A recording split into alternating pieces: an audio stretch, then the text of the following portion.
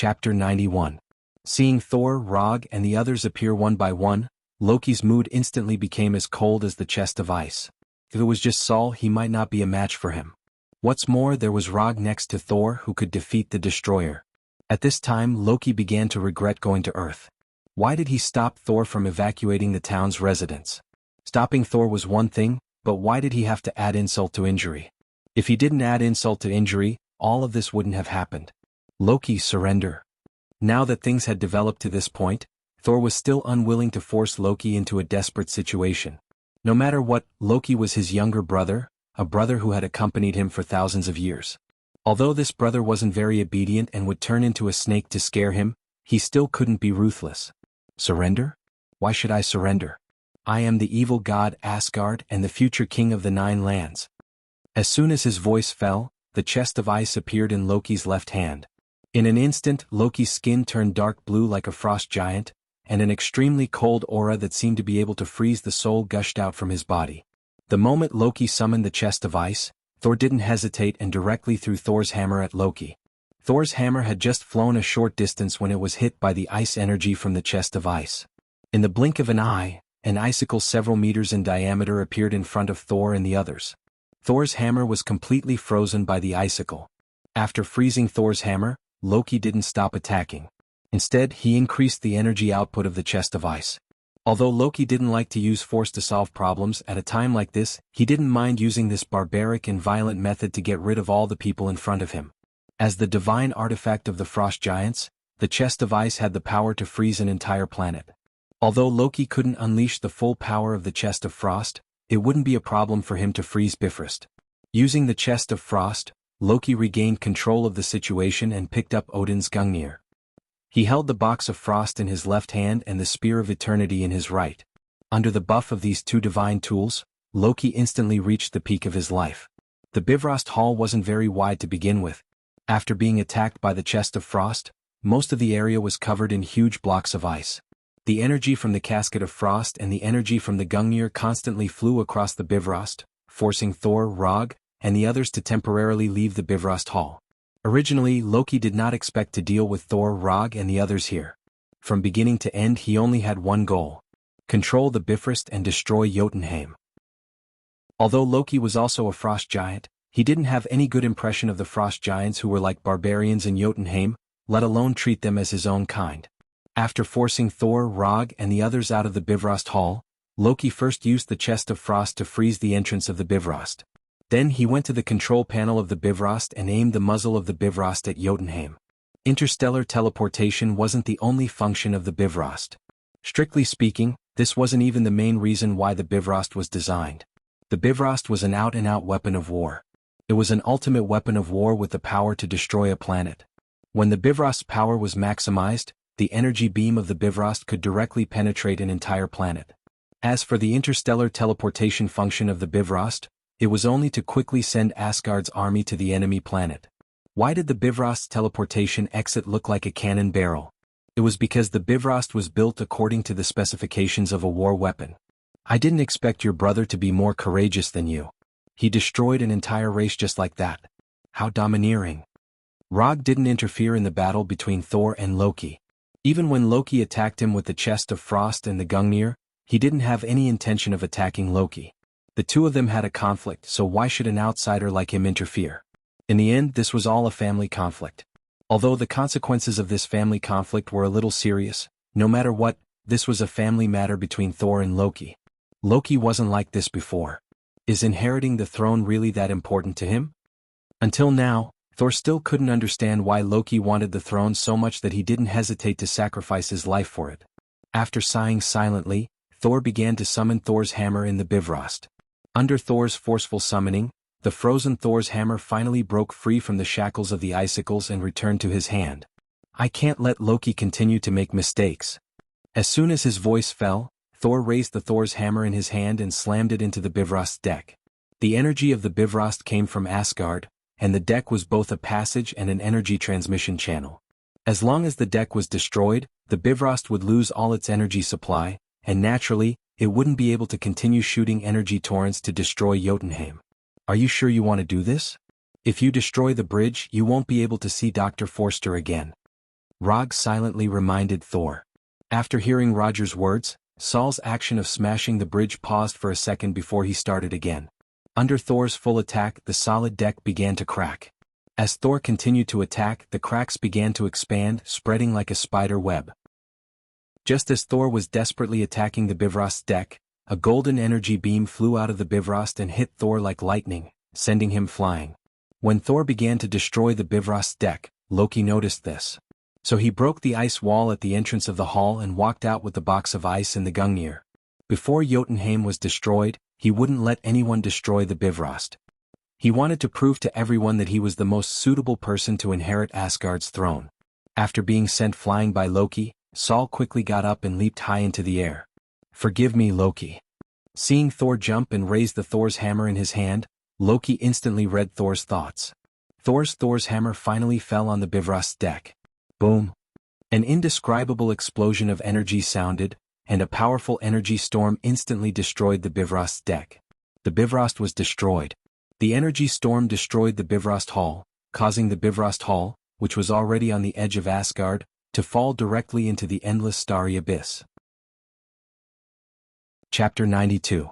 After discovering that the prodigal Thor had plans to destroy the Bifrost, Rog silently used the body flicker technique to retreat a distance. Thor and Loki have super strong physiques that surpass humans, so they don't have to worry about the shockwaves caused by the energy explosion, but Rog can't. Even if he has the body of an immortal, he doesn't think that his physique can be compared to aliens like Asgard. After the gorgeous explosion, it was a mess.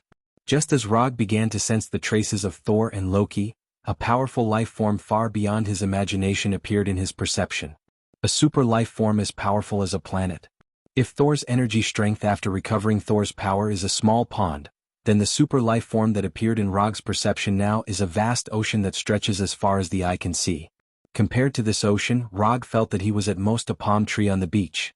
After perceiving this indescribable super life form, he decisively ended his perception and withdrew all the chakra and spirit force that he released outside his body.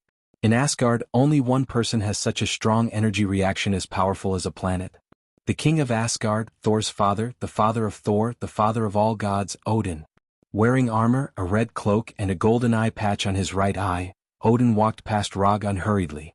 When passing by Rog, the father of all gods, Odin turned his head and glanced at Rog, then continued to walk forward. Odin's casual glance made Rog's heart beat faster involuntarily. That feeling was like encountering an irresistible natural enemy, and a sense of fear that was branded in the depths of his instincts gushed out of his body. At this time, Rog finally understood why the purple potato spirit, known as the Crazy Titan, didn't dare to have any ideas about Asgard when Odin was still alive. On the surface, Odin's figure wasn't tall, and he had a head full of white hair. It was easy to mistake him for an old guy who could be knocked down with a heavy punch. But if someone really did that, they would know what it meant to not judge a book by its cover, and that the older ginger, the spicier it was. Rog quickly simulated the scene of his battle with Odin in his mind, and came to a conclusion that he didn't know whether to laugh or cry. Even if he used all his means, even risking his life, he definitely wouldn't last more than a minute in Odin's hands. This was under the situation where Odin didn't use Gungnir and magic. After seeing Odin's arrival, the three warriors of Sengoku, Heimdall, and the others bowed slightly and took the initiative to make way. Although Thor and Loki, who were sent flying by the energy storm, didn't suffer any serious injuries, the energy storm directly sent them to the edge of Asgard, blowing them into the endless starry abyss.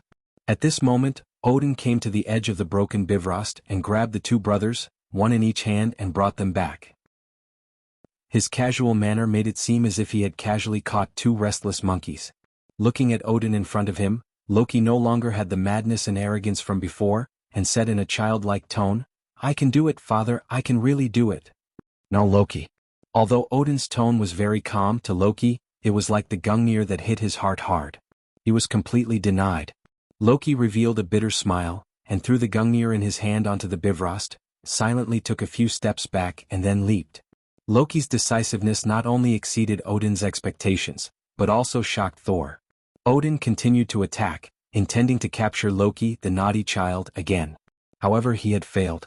Odin's left hand, which was formed by energy, directly passed through Loki's figure. An illusion. What Odin caught was only an illusion left behind by Loki. When the illusion was shattered, Loki's figure appeared in the depths of the starry sky, and then completely disappeared in the collapsed spatial passage. The god of trickery, Loki, used an illusion to fool the father of gods, Odin, and used his last stubbornness to protect his self-esteem. Loki used a suicidal method to put an end to this family dispute. More than 10 minutes later, in the meeting hall of the Asgard Palace, Thor, Rog, Sif, the three warriors of Sengoku and Heimdall stood in the hall without saying a word. On the throne above the hall, the father of gods, Odin, who held the Gungnir in his hand, also did not say a word, silently sizing up Thor and the others standing below. After a long silence, the father of gods, Odin, finally said, "Although Loki did wrong, he paid the price for it. This matter ends here. Thor will be responsible for the damage left behind by Loki. The order of the 9 realms must not fall into chaos because of this. Heimdall will be responsible for the reconstruction of the Bifrost. As for Rog, before the reconstruction of the Bifrost is completed, you can stay in Asgard, but you need to assist Thor in maintaining the order of the 9 realms." Rog had no objections to Odin's arrangement. Even if Odin threw him back to Earth now, it would be a very normal thing.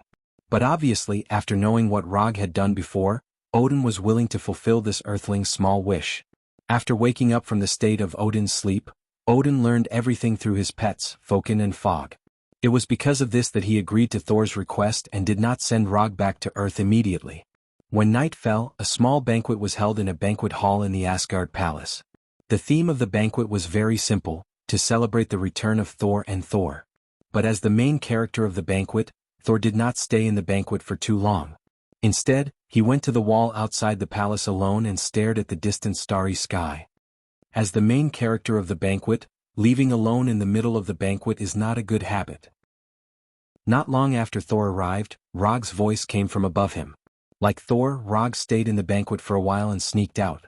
He couldn't stand the exaggerated flattery of the 3 warriors of Sengoku, and at the same time, he couldn't stand the terrifying alcohol tolerance of the people of Asgard.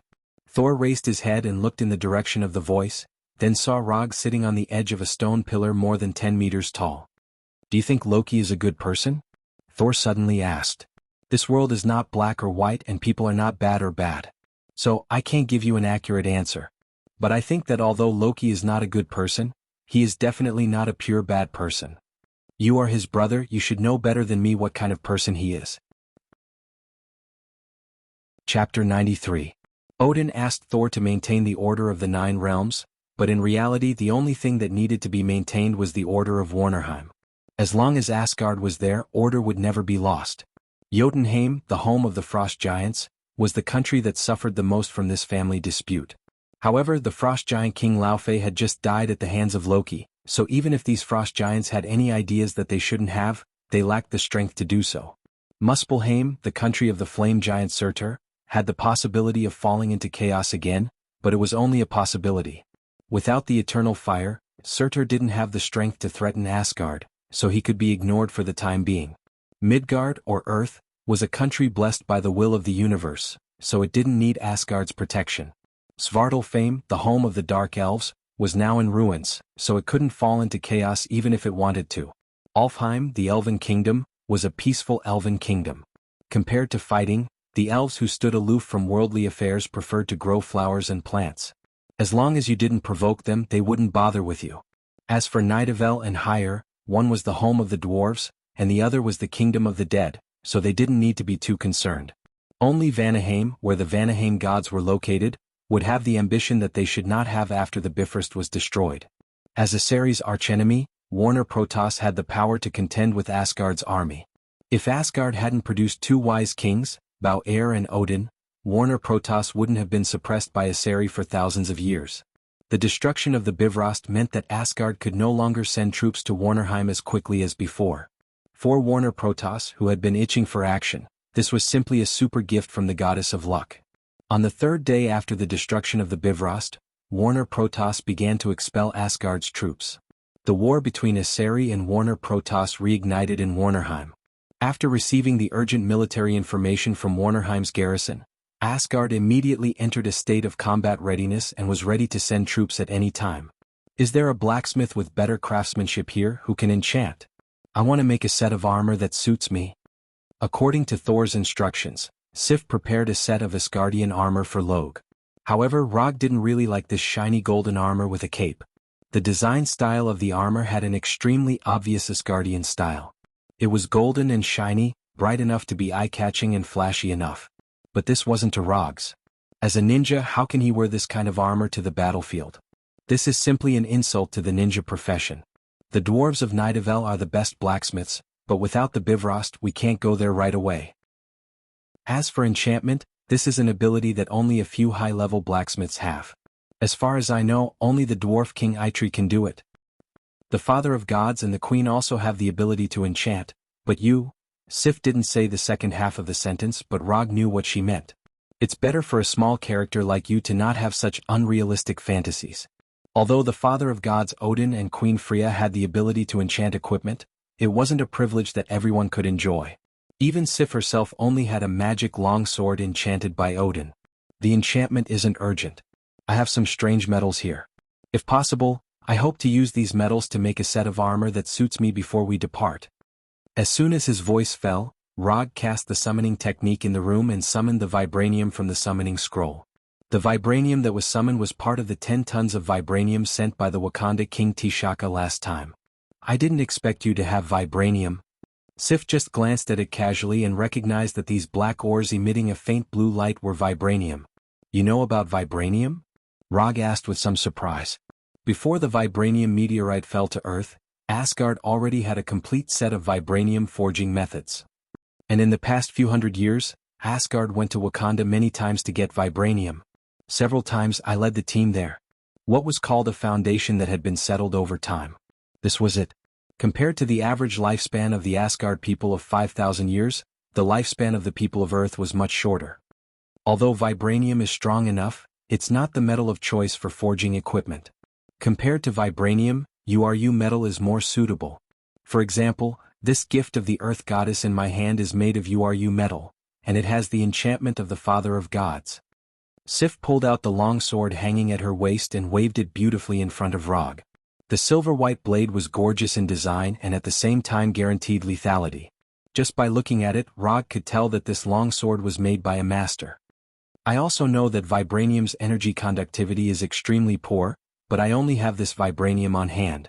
Why don't you give me some URU metal? Since they were already in Asgard, it was reasonable to bring back some of Asgard's specialties.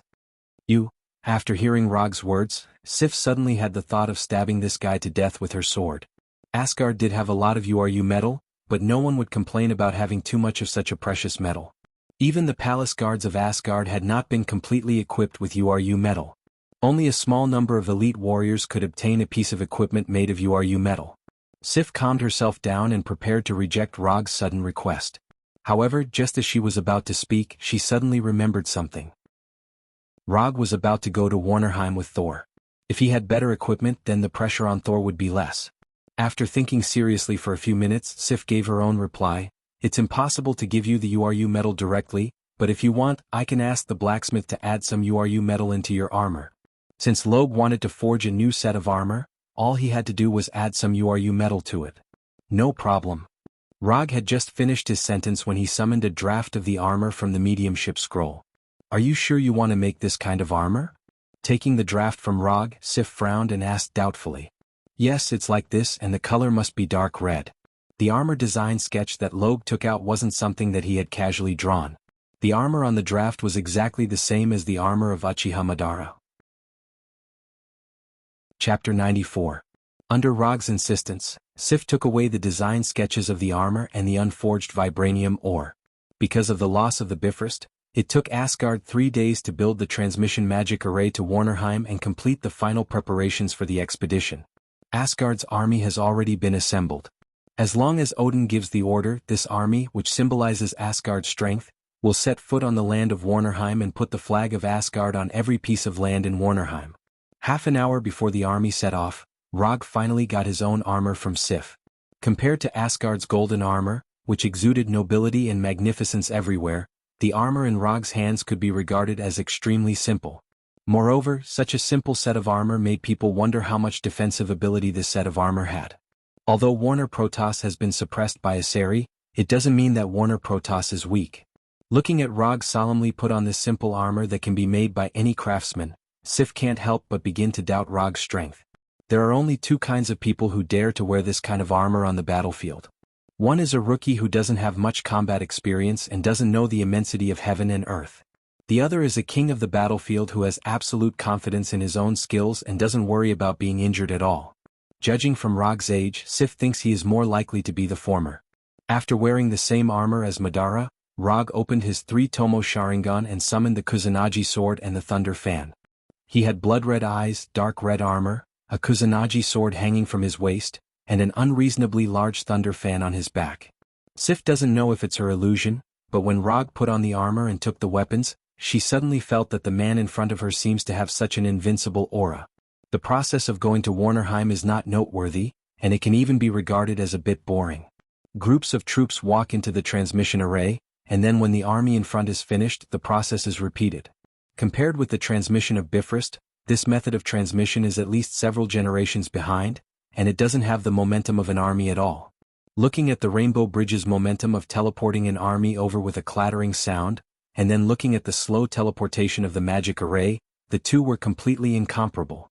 But in any case, Asgard's army set off smoothly. Asgard is an army with a good tradition, so according to their customs, they first teleport the commander of the army, and then arrange for the army behind to be teleported. For this tradition of Asgard, Rog silently despised it. To put it nicely, this is called the commander taking the lead. To put it bluntly, this is to let the commander face unnecessary risks.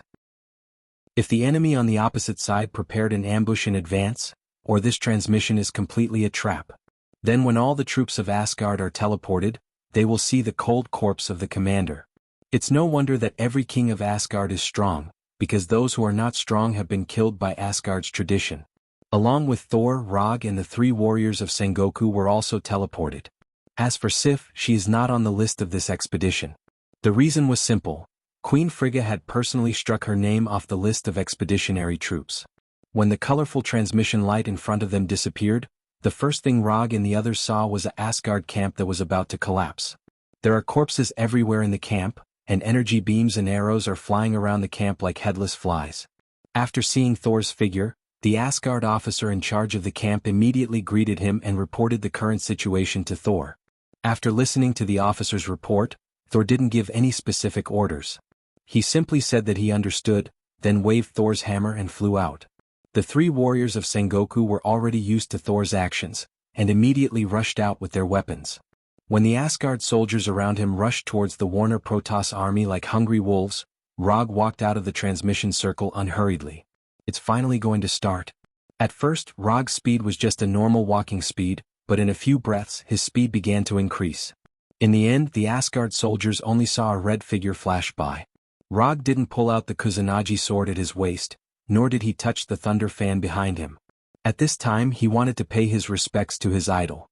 One man against an army. Thor in the air was about to swing Thor's hammer and descend from the sky. Then he saw a scene he had never seen before. Thor thought his fighting style was wild enough, but now he knew what it meant to be bold on the battlefield. Rog, like a red lightning, came in front of a Warner Protoss soldier. Then, with a flash of his sword, the Warner Protoss soldier fell back, and bright red blood spurted out from his neck. Rog didn't use the Kusanagi sword. He just took the Warner Protoss soldier's long sword, and then used the long sword to end the life of the Warner Protoss soldier. After casually killing the soldier, Rog didn't stop his footsteps. He turned sideways and directly came in front of the other 3 Warner Protoss soldiers. The 3 Warner Protoss soldiers didn't realize what happened at all. The last scene that appeared in their eyes was a beautiful and fatal arc. In the blink of an eye, Rog had already killed 4 enemies. After killing the 3 Warner Protoss soldiers, Rog released his right hand that was holding the sword, and grasped the spear in the hands of one of the Warner Protoss soldiers. Stab, stab, entangle, point, pull, an inconspicuous spear in Rog's hand as if it had a life of its own, constantly attacked the surrounding Warner Protoss soldiers. Rog was like a battlefield harvester, quickly reaping the lives of the Warner Protoss soldiers. Attracting attention on the battlefield wasn't a wise decision. But this was the effect he wanted. More and more Warner Protoss soldiers rushed towards him. At this time he threw the spear in his hand. After the spear pierced through the 3 enemies in front, it finally stopped. Rog didn't pay attention to the spear because now he had a new weapon. One by one the Warner Protoss soldiers rushed up, trying to completely surround him, and then cut down the guy who was rampaging on the battlefield. But no matter how many soldiers rushed up, Rog's pace wasn't affected at all. Now he didn't care about the weapon in his hand at all. Whatever weapon in the hands of the Warner Protoss soldiers, he would use that weapon. Sword, axe, hammer, spear. No matter what weapon it was, as long as it was in his hands, it could exert amazing power. As more and more enemies besieged him, his Sharingan also turned faster and faster. The dynamic visual ability of the Sharingan was perfectly displayed at this moment. With a simple glance he could see all the movements of these soldiers. With a wave of his hand he could take away the lives of these soldiers. Rog's battlefield rose bloomed. Chapter 95. The crazy Rog not only attracted the attention of the Warner Protoss soldiers, but also shocked the Asgard soldiers. When they knew that Rog was an Earthling, the Asgard soldiers couldn't help but look down on him. An Earthling with a short lifespan, a weak physique, and an underdeveloped technology couldn't be a strong person. If it weren't for the three warriors of Sengoku maintaining their respect for Rog, the Asgard soldiers would have completely ignored Rog. Although Thor had sparred with Rog before, after seeing the scene in front of him, he suddenly felt that he didn't seem to understand Rog's strength at all. On the entire battlefield, except for the three warriors of Sengoku who had witnessed Rog violently beating up the destroyer, everyone else showed an expression of disbelief. Compared to the scene of Rog controlling the more than 20 meters tall wooden Arhat Orla destroyer, this scene in front of them was just child's play. The Asgard soldiers were now very happy because they found that they actually had such a strong person on their side. The Warner Protoss soldiers were now in despair. They even felt that they weren't facing a human, but a Grim Reaper disguised as a human. Rog's massacre still continued, and under his stimulation the Asgard soldiers also displayed strength that exceeded their usual. One by one they excitedly rushed towards the Warner Protoss soldiers. The battlefield began to boil. Blood splattered everywhere, and life and death were only separated by a fine line. At this time, the battlefield was like the boundary between the underworld and the human world. The left foot died, the right foot survived. The commander of the Vanir celestial race took a deep breath as he watched Rog slaughtering his own warriors like chopping vegetables and melons. Then he issued a slightly cruel order. They used all their firepower to completely annihilate Rog, who was as dazzling as the god of death. Although Rog was surrounded by a large number of soldiers, compared to killing Rog, the death of these soldiers was completely negligible. Because even if they didn't do so, these soldiers would eventually die in the hands of Rog. Although Asari and Warner Protoss both highly advocated individual bravery, this did not mean that their weapons of war would remain in the era of cold weapons.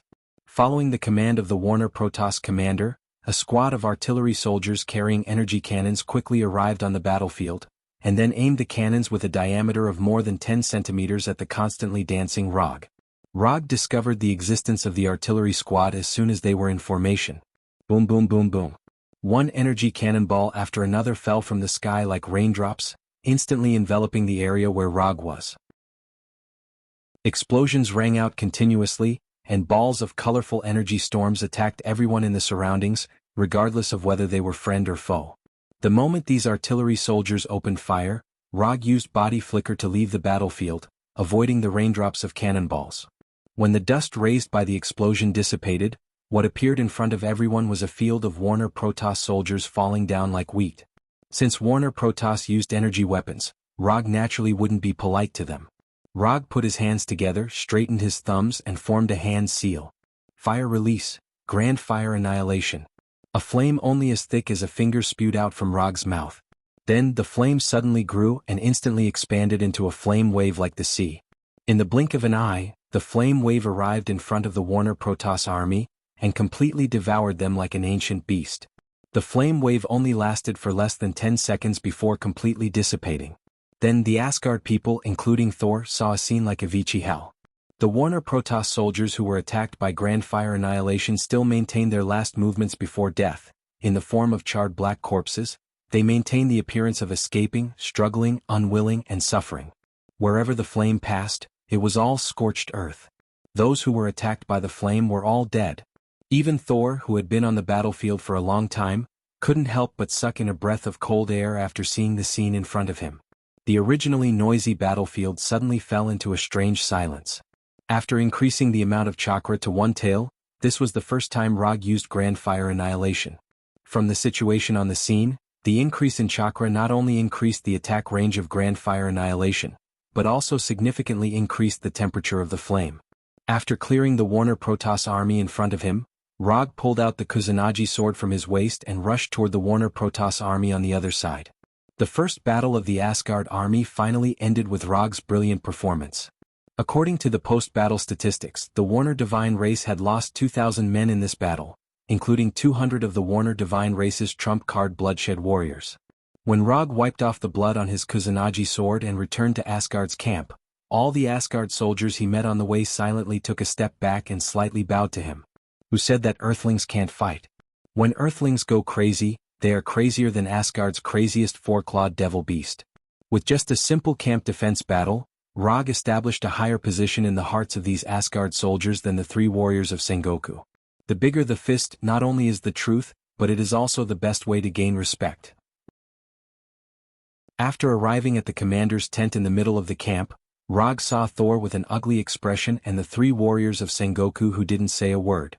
As for the other commanders, he didn't know any of them. Although Asgard's advanced camp was defended, this was the only camp that Asgard still had in Warnerheim. When Asgard was preparing for war, the Warner Protoss almost went all out and captured all of Asgard's camps. This meant that the army in this camp was all of Asgard's troops in Warnerheim. We lost 22 camps, and now the whole of Warnerheim is under the control of Warner Protoss. If we want to restore order here, then not only do we have to recover the lost camps, but we also have to drive Warner Protoss back to their homeland. This means that what is in front of us now is an army of more than 100,000 Warner Protoss. Even with all 23 camps, the total number of Asgard's troops in Warnerheim was just over 50,000. Before leaving, Thor was already mentally prepared for the worst. But he didn't think that the situation in Warnerheim would be this bad. It's only 100,000 people. We have 4,000 people now. As long as each of us kills 25 enemies, it's not that difficult. After listening to Thor's words, Rog gave his own suggestion. Wasn't it a simple matter to kill 25 people? Chapter 96. One person killing 25 people. That's right, that's easy. Easy my ass. If Asgard's soldiers had that kind of strength, Warnerheim would have become Asgard's vassal state long ago, and there wouldn't be so much trouble. If Rog hadn't just shown such amazing combat strength, the Asgard's commanders would definitely have thrown him out of the tent. Oh, that's still quite difficult. Let's take it one step at a time. Let's take care of the three closest camps first, then we'll think about the rest. Thor opened his mouth and pulled the topic back, preventing Rog from making more crazy suggestions. After a detailed study of the terrain of the three nearby camps and the comparison of their military strength, Thor quickly came up with a follow-up battle plan. What Thor usually did most of the time was to charge into the enemy's army with Thor's hammer, and then use his own strength to forcefully break the enemy's formation. But this didn't mean that he only knew how to charge and break through enemy lines, and didn't know anything about tactics and strategy. No matter what, he was a prince who grew up receiving the elite education of the royal family. He didn't lack the ability to command and strategize that a king should have. It's just that before he was exiled by Odin, he advocated personal bravery more. After listening to Thor's battle plan, Rog suddenly felt that Thor's tactics were quite similar to Sun Tzu's Art of War's concept of win by surprise. After Thor finished arranging the specific battle plan, the dozen or so commanders left the tent and began to mobilize the troops and prepare for the battle. When only the 5 of them were left in the tent, Thor, the 3 warriors of Sengoku, and Rog, Thor said to Rog, "Your performance on the battlefield today was very dazzling and amazing. But I hope that you can control the degree of killing a little. Sometimes it's not a bad idea to directly kill the enemy's commander." From the perspective of defeating the enemy, Thor didn't have any objections to Rog's approach, and would even encourage him to do so. However, the problem was that their expedition this time was to restore the original order of Vanaheim, not to exterminate the Vanaheim gods. So he hoped that Rog could control his actions a little.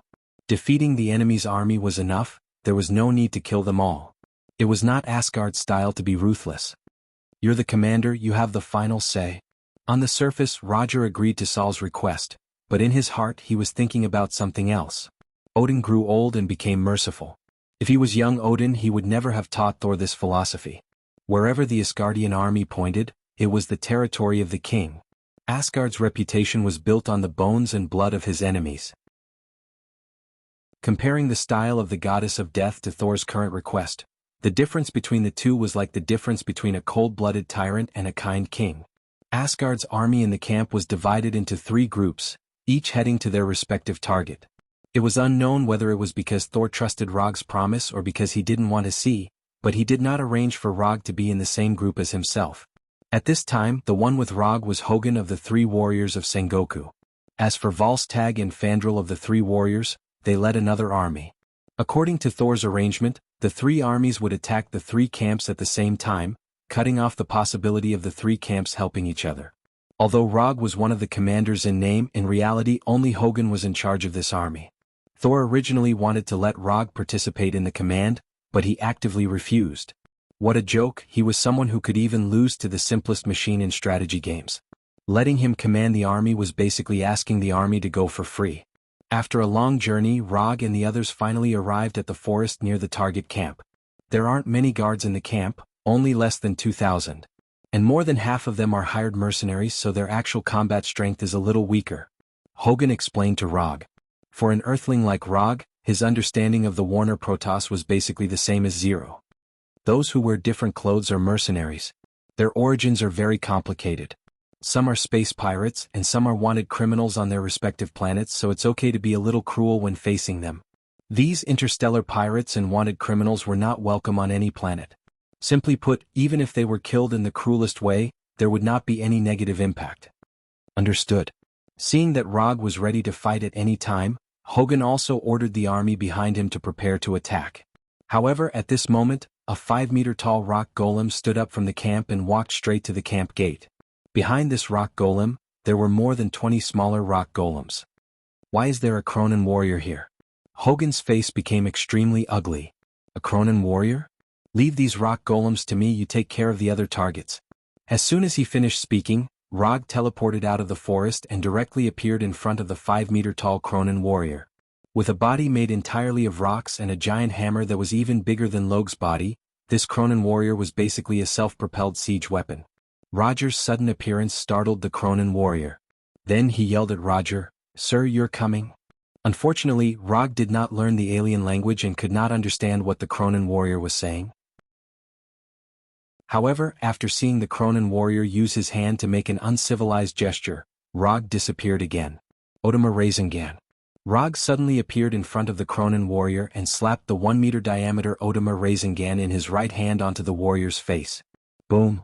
Amidst the violent explosion, pieces of shattered rock scattered in all directions like raindrops. Under the terrifying impact and twisting force of the Otama Rasengan, the 5-meter-tall Cronin warrior involuntarily took a few steps back and then fell down uncontrollably. When the Cronin warrior fell down, people realized that the Cronin warrior's rock head had completely disappeared. One-hit kill. The Cronin warrior, known as the meat grinder of the battlefield, fell just like that, without any resistance. Chapter 97. The Cronin warrior, who was famous for his defense, actually got his head blown off in one hit. And the one who got his head blown off was a Cronin warrior who was more than 5 meters tall and had the potential to become a lord. What happened to the world? Even the experienced and knowledgeable Asgard warriors and Warner Protoss warriors couldn't help but wonder if they were hallucinating after seeing this scene. The ones who were the most shocked were the 20 or so Cronin warriors behind them.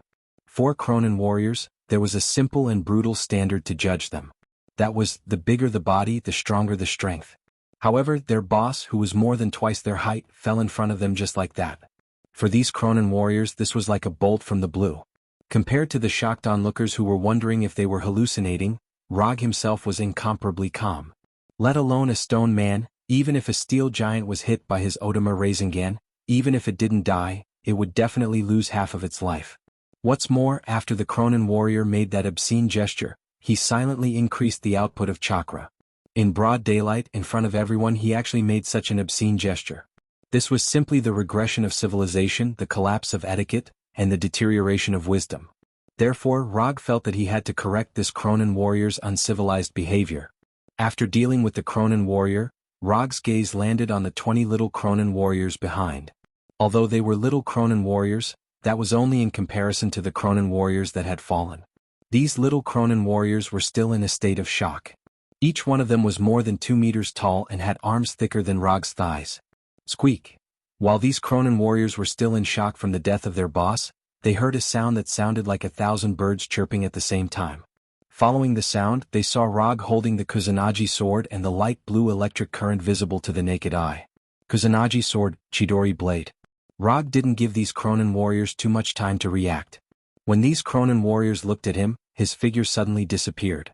Then there was the sound of stones cracking one after another. These cracking sounds were crisp, short, and cruel.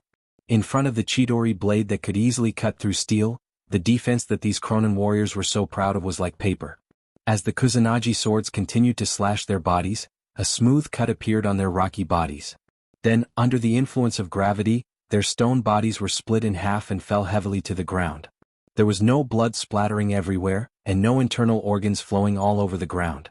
After being cleanly cut in half by the Kusanagi sword, the dead Kronen warriors turned into pieces of gravel in just a few seconds. Compared to the Kronen warriors, the first Kronen warrior, Esbadi's Chidori, was the warriors. Rog didn't know if this was a reflection of strength, or if there was some kind of mutation in the warriors. He only glanced at the warrior's body for a moment, then turned his attention back to the rest of the Kronen warriors. After decapitating the last Kronen warrior, Rog stopped and put the Kusanagi sword back into the scabbard. From when he first appeared to when he put the sword back into the scabbard, less than a minute had passed. When Rog began to turn around and leave, Hogun and the Asgard warriors finally reacted and rushed out of the forest. What followed was an ordinary attack in defense of the camp that couldn't be any more ordinary. After dealing with the Kronen warriors, Rog didn't participate in the next battle. Instead, he went to a big tree and sat down casually. Although Asgard's warriors didn't have as many enemies in the camp, whether it was in terms of equipment or individual strength, the Asgard warriors had the upper hand. Other than the Kronen warriors, the other enemies in the camp couldn't arouse his interest at all. Although the mercenaries all looked different, and the color of their blood was also different, that was all there was to it. Looking at the one-sided battle in the camp, Rog began to feel curious. Was Warner Protoss really qualified to be Asari's enemy? Whether it was in terms of equipment or individual strength, the Warner Protoss warriors were a level lower than the Asari warriors. Even the Blood Blade warriors of Warner Protoss were at the same level as the elite warriors of Asgard. But one was an ace and the other was only an elite. But soon Rog knew why Warner Protoss was Asari's enemy. Just as he was about to fall asleep, he felt a strong energy wave descend into the camp. He opened his eyes and saw a huge tornado with a diameter of nearly 10 meters. This sudden tornado didn't differentiate between friend and foe and attacked everyone in the camp. Then the entire camp was ravaged into ruins. When the tornado disappeared, Rog saw 3 men wearing light blue armor and green cloaks. Chakra perception. Without any hesitation, Rog decisively used chakra perception and began to sense the 3 enemies that didn't look like ordinary enemies. This energy intensity is very good. Rog, who had a bored look on his face, instantly became extremely spirited and eager to give it a try. Compared to the ordinary Warner Protoss warriors, these 3 enemies that suddenly appeared not only had stronger strength, but Rog also felt the aura of a storm from them. This kind of aura Rog also felt from Thor. The difference was that Thor's aura was lightning, but what he felt now was the aura of a storm. After the tornado ended, the 3 enemies that suddenly appeared raised the spears in their hands at the same time. The originally clear sky was suddenly shrouded by dark clouds and torrential rain poured down. Along with the torrential rain, there was also a tornado strong enough to blow away Asgard's warriors. If these 3 people didn't appear, Asgard's warriors would be able to completely take over the camp in a short time. But now, Asgard's warriors were constantly blown away by the tornado, and the great situation that they created before was suddenly cleared. Water release, water iron cannon. Chapter 98. Amidst the storm, the liquid bullets fired by the iron water cannon technique were inconspicuous and didn't attract any attention. However, in the next second, the enemy in the middle was sent flying, and the light blue spear in his hand was also thrown to the side. The moment the enemy was sent flying, the storm that was like a natural disaster instantly disappeared, as if everything that happened just now was just an illusion. Looking at the enemy that was sent flying, Rog slightly frowned. He had originally thought that this liquid bullet would be able to take the enemy's life and complete a surprise kill. But in the end, the liquid bullet fired by the iron water cannon technique sent the enemy flying, and then left a fist-sized dent in his chest armor. The iron water cannon technique, known for its penetrative power, was blocked just like that. After the storm stopped, Hogg led the Asgard warriors out of the camp and quickly came to Rog's side. These are the three storm brothers of Warner Protoss. From left to right they are Fry, Ford and Freya. They are the descendants of Njord. They control the power of the storm, and the three of them are extremely good at fighting together. They are famous among the Warner Protoss. Hogun briefly introduced the three storm brothers. Then what's the situation now? When Hogun led the Asgard warriors out of the camp, the three storm brothers also reorganized their team.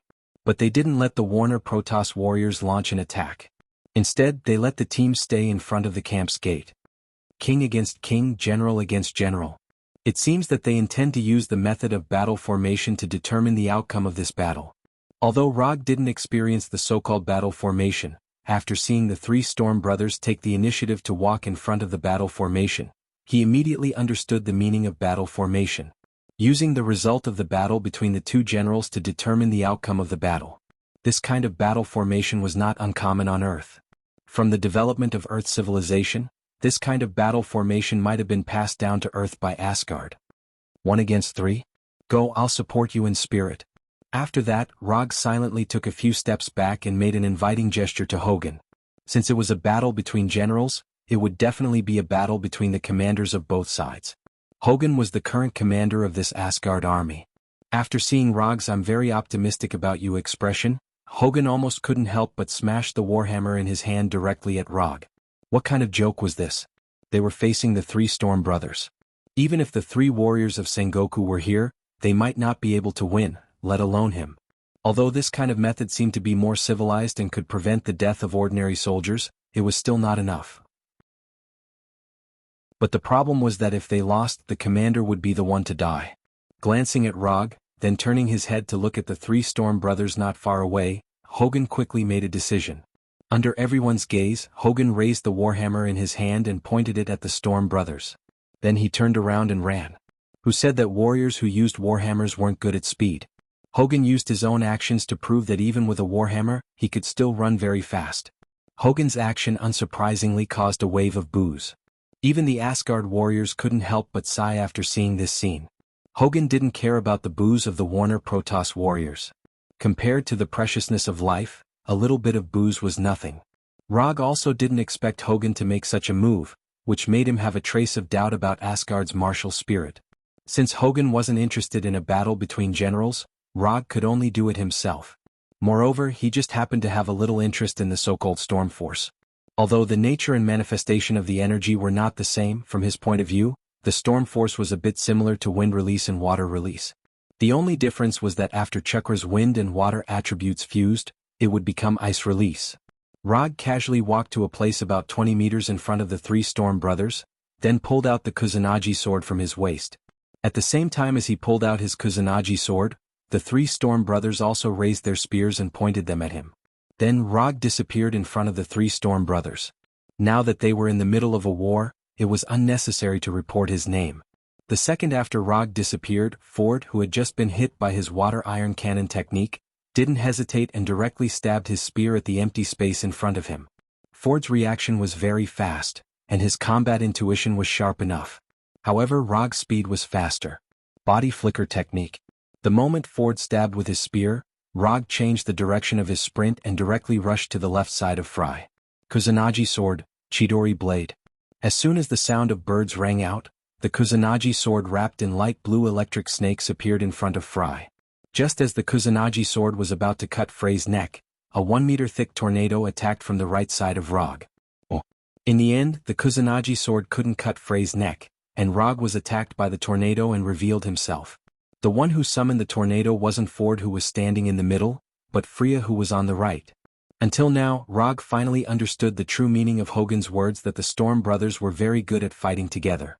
From the moment he launched his attack to the moment he was forced to reveal himself, it had only been less than 2 seconds.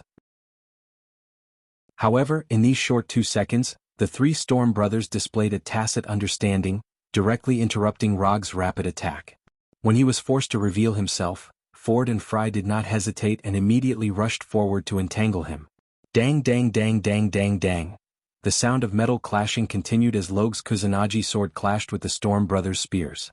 Rog originally thought that the Storm Brothers were more proficient in magic attacks, but judging from the current situation, they were more proficient in close combat. The attacks of the three Storm Brothers were incomparably fierce. The three spears continuously stabbed towards Rog from different directions. Whether it was the power and speed of the attack or the angle and timing of the attack, they were all impeccable. Even Thor had no choice but to retreat in the face of the Storm Brothers' joint attack. But Rog is not Thor and he has the Sharingan. Relying on the dynamic vision of the Sharingan, Rog blocked every attack of the Storm Brothers. Don't underestimate people too much. 1 against 3, Rog not only did not choose to retreat, but also took the time to counterattack. As if they felt that Rog was difficult to deal with, the Storm Brothers suddenly accelerated their attack rhythm. The three of them moved forward at the same time, further reducing Rog's area of activity. Finally willing to come in? Although the actions of the Storm Brothers reduced Rog's area of activity, it also gave him an excellent opportunity to counterattack. Lightning Release, Chidori. Chapter 99. What are you supposed to do when 3 adult men with bad intentions approach you with a stick in their hands? The answer is simple: electrocute them.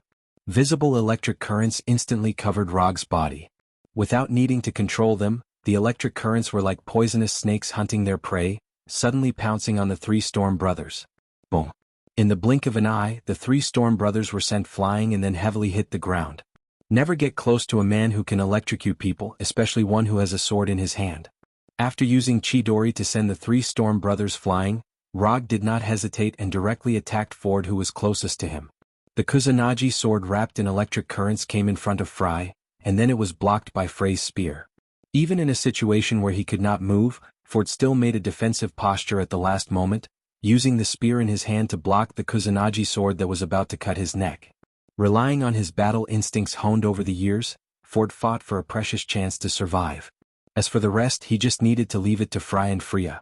Just as Ford predicted, after discovering that he was attacked, Fry and Freya raised the spears in their hands, and 2 tornadoes gushed out from the tip of the spears, directly attacking Rog's back. Fry and Freya's attack was just right before Rog's second attack. If he continued to attack Ford, he would also be hit by the tornadoes behind him. Should he finish him off, or should he leave? The answer was to leave. The 2 tornadoes swept past Rog's position like lightning, then dissipated into the air. After teleporting away, Rog did not continue to attack the Storm Brothers. Instead, he allowed the 3 of them to gather together. You are very strong. But you are not a match for the 3 of us. If you want to blame someone, blame yourself for being alone. Fry, who was standing in the middle, said to Rog. At the same time, he raised the spear in his hand, ready to attack at any time.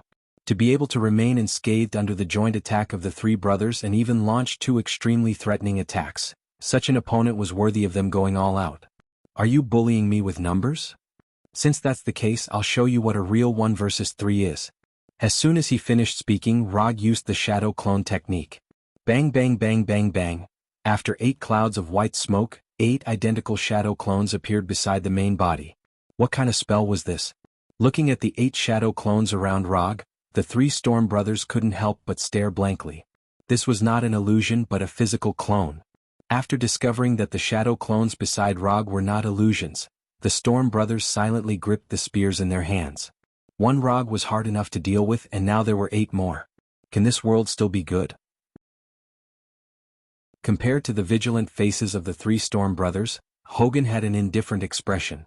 Ever since he saw Rog's wood puppet technique and wood dragon technique, his evaluation of Rog had increased explosively. Even if Rog now turned into Sif's appearance, he wouldn't be surprised. When the shadow clones appeared, Asgard soldiers were silent for a few seconds, and then burst into loud cheers. The second round begins now. As soon as Rog finished speaking, he and the 8 shadow clones disappeared from everyone's sight. In the next second, they appeared around the 3 Storm Brothers. 9 Kusanagi swords surrounded by lightning snakes stabbed towards the 3 Storm Brothers at the same time. Although the Kusanagi swords in the hands of the shadow clones can't be compared to the real Kusanagi swords, but if they were stabbed, they would still die. The Storm Brothers didn't dare to have the slightest carelessness. The 3 of them stood back to back and waved the spears in their hands. After the fight just now, Rog also grasped some information about the Storm Brothers. The Storm Brothers can indeed summon hurricanes and storms, but they can't do it in close combat. This also meant that the 3 Storm Brothers could only choose between long-range damage and melee combat. As long as the attack is fast enough, the Storm Brothers won't have the chance to release the power of the storm. And speed is what Rog is best at. Originally, the scene of the three Storm Brothers besieging Rog has now turned into a scene of 9 Rog besieging the 3 Storm Brothers. Rog and the Shadow Clone's attack speed is getting faster and faster. Not long after, it has exceeded the limit that can be seen by the naked eye. For the onlookers, Hogan and the others, this is not good news. Because now they can only see the Storm Brothers constantly waving their spears, but they can't see Rog's figure at all. Clang clang clang clang clang. The Kusanagi sword and the spears collided continuously, and the Storm Brothers were facing more and more pressure. Just when they planned to resist Rog's attack and release the power of the storm at the cost of minor injuries, Rog's voice suddenly sounded in their ears. First one. The Storm Brothers' hair stood up, and a dangerous thought suddenly flashed in their mind. Then Fry and Ford saw a beautiful bloodline flying in front of their eyes. It's Freya. Although the Storm Brothers' strength is about the same, after the fight, Rog found that Freya's strength is slightly weaker than Ford and Fry. Usually this small difference won't have any impact. But in the ultra-fast attack and defense that Rog deliberately created, this small difference in strength is infinitely magnified. No matter how high the tacit understanding is, it's impossible to be completely the same. Even if they are completely connected, their strength and physical fitness can't be completely the same. As long as it's not completely the same, it means there's a flaw. Even with his throat cut by the Kusanagi sword, Freya still doesn't understand how Rog did it. The three of them have honed their 3-person cooperation for thousands of years. How can there be a flaw? Freya doesn't understand this and he has no way to know the answer. After killing Freya in a flash, Rog directly set his eyes on Ford. Pick the soft persimmon, beat the enemy to death. Since Freya is dead, Ford is the soft persimmon. However, just as Rog changed his target, a tornado far stronger than before appeared in an instant, and he and his shadow clone were both blown away. The tornado with a diameter of tens of meters was like a crazy dragon that went out of control. The sky was instantly covered by black clouds, and the whole world seemed to have entered into darkness. Torrential rain poured down, and the giant tornado became bigger and bigger. A few seconds later, Ford and Fry walked out of the eye of the tornado, their bodies shining with a dazzling light blue light. Finally decided to go all out. Chapter 100. Just by looking at it, one could tell that Fry and Ford were going to fight to the death. How domineering. No, that's not right, it's energy leaking. The light blue light shining from their bodies was not a visual effect, but a real, almost solid energy. In the apocalyptic scene, 2 men with spears in their hands walked out, their bodies glowing. As long as one's IQ wasn't blown away by the hurricane, even a fool could tell that they were angry and very, very angry. Therefore, after seeing Fry and Ford showing such a domineering aura, Hogan didn't hesitate and immediately ordered the Asgard soldiers to retreat. As for Rog, Hogan felt that he didn't need to be reminded. Rog wasn't surprised by Fry and Ford's violent reaction. Although he didn't know how long the 3 Storm Brothers had been together, from their age, he guessed that they had been together for at least a few hundred years. Not to mention the death of their brothers, even if it was their pet dog that had accompanied them for hundreds of years, they would still go crazy. This kind of example was not rare even on Earth. Rog remembered very clearly that there was a man named John who killed a total of 377 people because his dog was killed. Among them, there was no lack of inhumane killings with pencils. The incident this time was a tragedy caused by a famous dog. Freya was obviously not a dog and Fry and Ford were not John. But in any case, it was normal for Fry and Ford to have some violent reactions. For Verd's wasteful energy leakage, although it seemed very irrational, was the best choice they could make at the moment. With the 3 of them working together, they couldn't defeat Rog in close combat. What's more, they were now one less person, so after Freya's death, Fry and Ford completely gave up the idea of fighting Rog in close combat. The rain was like a full moon, accompanied by the hurricane that could blow people away. The original hot-blooded battle instantly became miserable and sad. In order to not be blown away by the hurricane, Rog gathered chakra at his feet to make himself stand firmly on the ground, and then put away the Kusanagi sword in his hand. Since the enemy has started to use their big move, he naturally has to use a big move to repay the enemy. Mokutan, wood puppet technique. The ground under Rog's feet began to roll, and a 20-meter-tall wood arhat climbed out of the ground, like a messenger of death crawling out of the abyss. In order to make himself look cool, Rog deliberately covered his whole body with a light blue chakra coat, adding a visual effect that only V16 VIPs can have. In addition to the sparkling visual effect, he also deliberately set the place where Wood Arhat climbed out at his feet, and he stood on top of Wood Arhat's head. Although he still didn't know the legendary ultimate move of giving you a handicap of 2 hands, this didn't affect him from experiencing the effect of the shrunken simple test suit in advance. On this battlefield, I won't allow anyone to be more pretentious than me. Standing on top of Wood Arhat's head, Rog looked down at the Ferverd brothers with an arrogant expression. After seeing Rog once again summon Wood Arhat, Hogan, who was retreating, stopped, and his heart was suddenly filled with a sense of security. As one of the parties who had seen Wood Arhat beat up the destroyer, Hogan has a blind confidence in Wood Arhat. Compared with Hogan, who was full of a sense of security, the Ferverd brothers frowned deeply. They thought that Rog was only a warrior who was good at close combat, but the appearance of Wood Arhat completely broke their idea. How can a person who can summon such a giant creature only be good at close combat? And on Wood Arhat's body, they felt an extremely strong breath of life. Although the appearance of Wood Arhat shocked Ford and Fry, it could not extinguish their anger of revenge for Freya. Even if the one standing in front of them now was Odin, the father of the gods, they would not give up.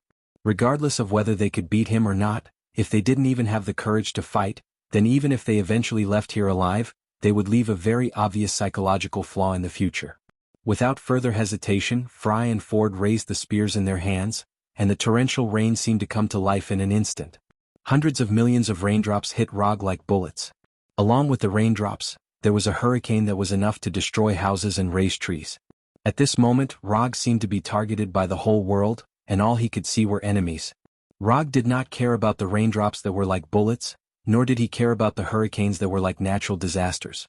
He stood motionless on top of Wood Arhat's head. The light blue chakra coat set him off like a god. The torrential rain did not dim the light on his body, and the hurricane did not shake his body in the slightest. After standing in place and letting the torrential rain and hurricane hit him for more than 10 seconds, he finally controlled Wood Arhat under his feet. In order to make Wood Arhat even more imposing, and also to increase Wood Arhat's attack power, Rog put on Wood Arhat's chakra coat, and at the same time added the effect of lightning serpent on Wood Arhat's body. A 25-meter-tall giant body, a light blue chakra coat, and the outermost layer of lightning serpents that constantly wandered around. This Wood Arhat had reached the peak of his appearance and strength. Then, under everyone's gaze, Wood Arhat began to run forward. Just when everyone thought that Wood Arhat would directly rush towards Ferverd and Roland, Wood Arhat displayed an astonishing jumping ability, and directly jumped into the air. Looking at Wood Arhat, who jumped high, and then fell like a meteor, Fry and Ford did not dare to be careless, and the 2 spears in their hands directly collided. At the beginning, the tip of the spear only gushed out a small, finger-thick mini tornado. But when these 2 tornadoes intertwined and converged into one, the tornado's diameter instantly increased to dozens of meters. Rog did not pay attention to the huge tornado that was enough to swallow Wood Arhat, and a sentence appeared in his mind. Do you remember that there was a palm technique that fell from the sky? The huge tornado was like a roaring dragon, and it crashed into Wood Arhat, who was falling like a meteor. On this day, Hogan and Asgard saw a scene that they would never forget. The heavenly Buddha descends, the 10,000 Buddhas greeting the sect.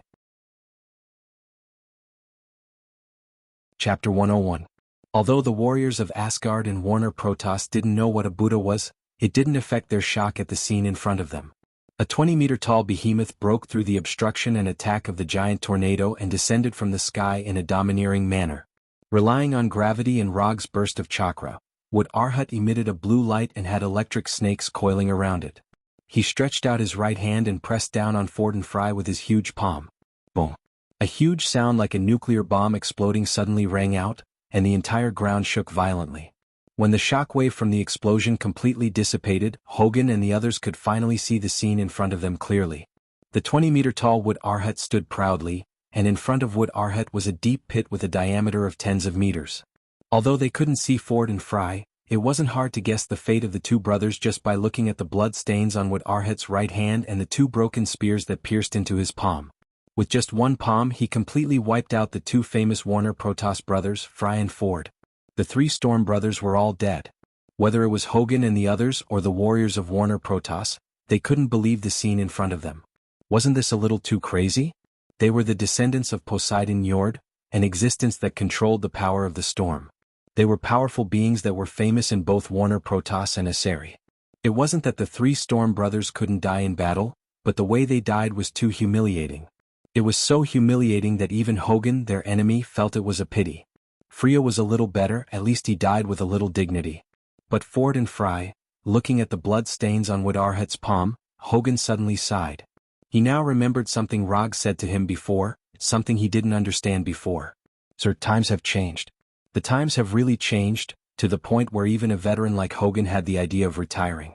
Although they couldn't accept that Fry and Ford died in this way, the warriors of Warner Protoss still fulfilled their traditional promise, put down their weapons and admitted defeat.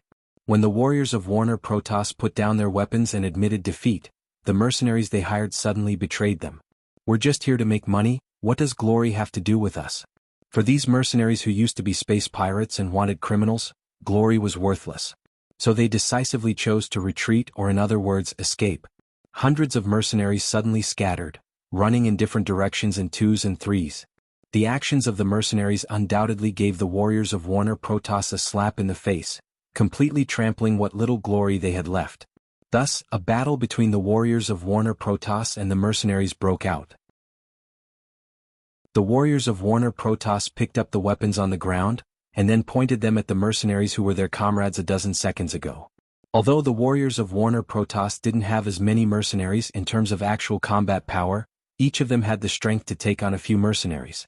The warriors of Warner Protoss used their actions to prove the huge gap between professional soldiers and amateur soldiers. The warriors of Asgard didn't intervene in the civil war between the warriors of Warner Protoss and the mercenaries. They just lined up near the camp and then silently watched the scene in front of them. Under the huge gap in strength, the mercenaries didn't last long. After more than 10 minutes, the commander of Warner Protoss came in front of Hogan alone, and handed the weapons stained with the blood of the mercenaries to Hogan. After Blockhead Arhat killed the two brothers Ford and Fry, Rog directly sat on top of Blockhead Arhat's head, and began to think about a serious problem. Although the storm power of the three Storm brothers wasn't particularly strong, it had a very obvious nature of natural energy. Whether it was the tornado or the rainstorm, it wasn't the power of the three Storm brothers themselves. What they did was to use the storm power in their body to trigger the resonance of natural energy, and then through the manipulation of natural energy, they created tornadoes and rainstorms that were far stronger than their own energy. Although Rog didn't lack chakra now, compared to the natural energy that filled the whole world, the amount of chakra he had was not worth mentioning. Originally, he planned to practice Sage Mode after his chakra reached the level of Nibi or Sanbai. But the appearance of the three Storm brothers made him plan to advance his plan. The Sage Mode inheritance can be chosen from Mount Mayaboku Ryuchi Cave, or Shikatsu Forest. The exchange price is 400 ninja coins. The price of Sage Mode wasn't high, and he still had 256 ninja coins. If he wanted to exchange, as long as he was willing to spend a few months or half a year, he could get the 400 ninja coins needed for the exchange. To exchange or not to exchange, that was the question. After thinking about it for a few minutes, he finally made the decision to advance his plan. Since he had to exchange sooner or later, he might as well solve this problem before returning to Earth. Mastering Sage Mode earlier was also a good thing for him. After night fell, Hogan and Rog received the latest information from Thor and Fandral. Like them, when Thor and Fandral attacked the camp, they also encountered the reinforcements sent by Warner Protoss. Although the process was a bit difficult, they finally took the camp smoothly and completed the established plan. Including the initial advance camp, Asgard now has 4 camps, which can be regarded as the initial foothold. Thor also specifically told Rog to avoid too bloody killing in the process of the battle. It seems that Thor was still worried about Rog, worried that he would accidentally do something excessive. Asgard came to maintain the order of Warnerheim, not to start a full-scale war. Rog did not take Thor's instructions to heart at all. Well, although Odin asked me to assist Thor in maintaining the order of the 9 realms, as you know, I'm a private investigator. When he heard the word private investigator, Hogan was stunned. Let me put it another way. I'm not Asgard's man, so I'm different from you. I don't have military pay. Therefore, in the upcoming battle, I hope that we can cooperate in another way. Although Hogan looked like he only knew how to fight, when he heard the word military pay, he immediately clenched the wallet on his belt. They had not known each other for a long time, so if it was about borrowing money, then forget it. Although Hogan did not speak, Rog understood what he meant. I don't want to borrow money. What I mean is, if you need me to fight in the next battle, you can commission me. My fee is very cheap, especially for you. I can give you a discount you can't imagine. Chapter 102. Mission. Are you planning to be a mercenary? Hogan, who was originally vigilant, suddenly looked distressed after hearing Rog's words. Are you betraying the warrior's honor? How can you be a mercenary? You're degenerating yourself. You won't be able to go to the Hall of Valhalla after you die like this. Before Rog could speak, Hogun had already started persuading him with righteous words. It's just that Hogun's persuasion skills are a bit difficult to explain in a few words. What do you mean I won't be able to go to the Hall of Valhalla after I die? I'm still very young and I don't have any plans to die in battle. As for the warrior's honor, I don't have a damn warrior's honor. I'm a ninja. I'm the kind of ninja who spits fire and occasionally rolls a meatball. Although that's what he thought, Rog still said, strictly speaking, I'm still a little different from a mercenary. A mercenary's main job is to kill and set fires, but I'm different. I can accept other kinds of missions besides killing and setting fires. For example, do you have any unfulfilled wishes? Or do you have a sister who's been missing for many years? Even if you want to see your ex-girlfriend whom you've broken up with for many years, that's also possible. After listening to Rog's explanation, Hogun shook his head fiercely, obviously unable to accept Rog's words. Either you give me the military pay I deserve based on my current strength, or you give me the military pay I deserve. Or you can accept the form of commission that I propose. Choose one, there's no other choice. I'm an earthling, I have no obligation to fight for Asgard. Looking at Rog's serious and irrefutable expression, Hogun seriously considered the huge amount of salary that matched Rog's combat strength. In the end, he still agreed to use the form of a commission in exchange for Rog's help. If it's a commission, it should be reimbursed, right? After resting in the camp for 3 days, Hogun and Rog went to the next target according to Thor's plan. In order to avoid the disastrous result of losing 3 camps in 1 day, Warner Protoss gathered more than 20,000 troops to support the front line in 3 short days. According to the latest information, the next target of Rog's attack, Kurran Castle, already had more than 8,000 troops stationed there. Kurran Castle originally had less than 2,000 troops, but after learning of the death of the 3 Storm brothers, Warner Protoss sent 6,000 troops to reinforce Kurran Castle. It was said that these 6,000 troops were the first batch of reinforcements. As for the remaining 14,000 troops, 10,000 of them were sent to Thor's side. What was grandeur? This was it. Saul alone took up half of the 20,000 reinforcements. That's why sometimes being too famous wasn't a good thing. Because Warner Protoss's troops were holed up in the city, Rog and Hogun easily arrived at Kurran Castle. Kurran Castle wasn't a big city, and the walls were only 10 meters high. Any warrior with a little bit of strength could easily climb over the walls. If it weren't for the dozens of shining energy cannons on the walls, Rog would have thought that he had returned to the Middle Ages in Europe. 8,000 people attacking a city with a garrison of 8,000. This quest is amazing. After arriving at Kurran Castle, Rog used Chakra's perception to sense the situation inside Kurran Castle. There was no special energy reaction, which meant that there were just a lot of troops stationed there. There wasn't any enemy that needed special attention. We are the warriors of Asgard. Don't compare us with those miscellaneous troops. Although the number of troops was far less than the enemy, Hogun's confidence wasn't affected in the slightest. He didn't know where he got his confidence from. 8,000 against 8,000. That means one person can kill 8 enemies. Moreover, we are the ones attacking the city. Thor really knows how to arrange missions. We don't need to attack Kurran Castle. We just need to pin them down here. Asgard's reinforcements are already on the way. No wonder Hogun was so confident. Rog thought that he was hiding some big move. Compared to attacking Kurran Castle, it was much easier to pin down the troops stationed in the city. However, Rog didn't intend to waste too much time here.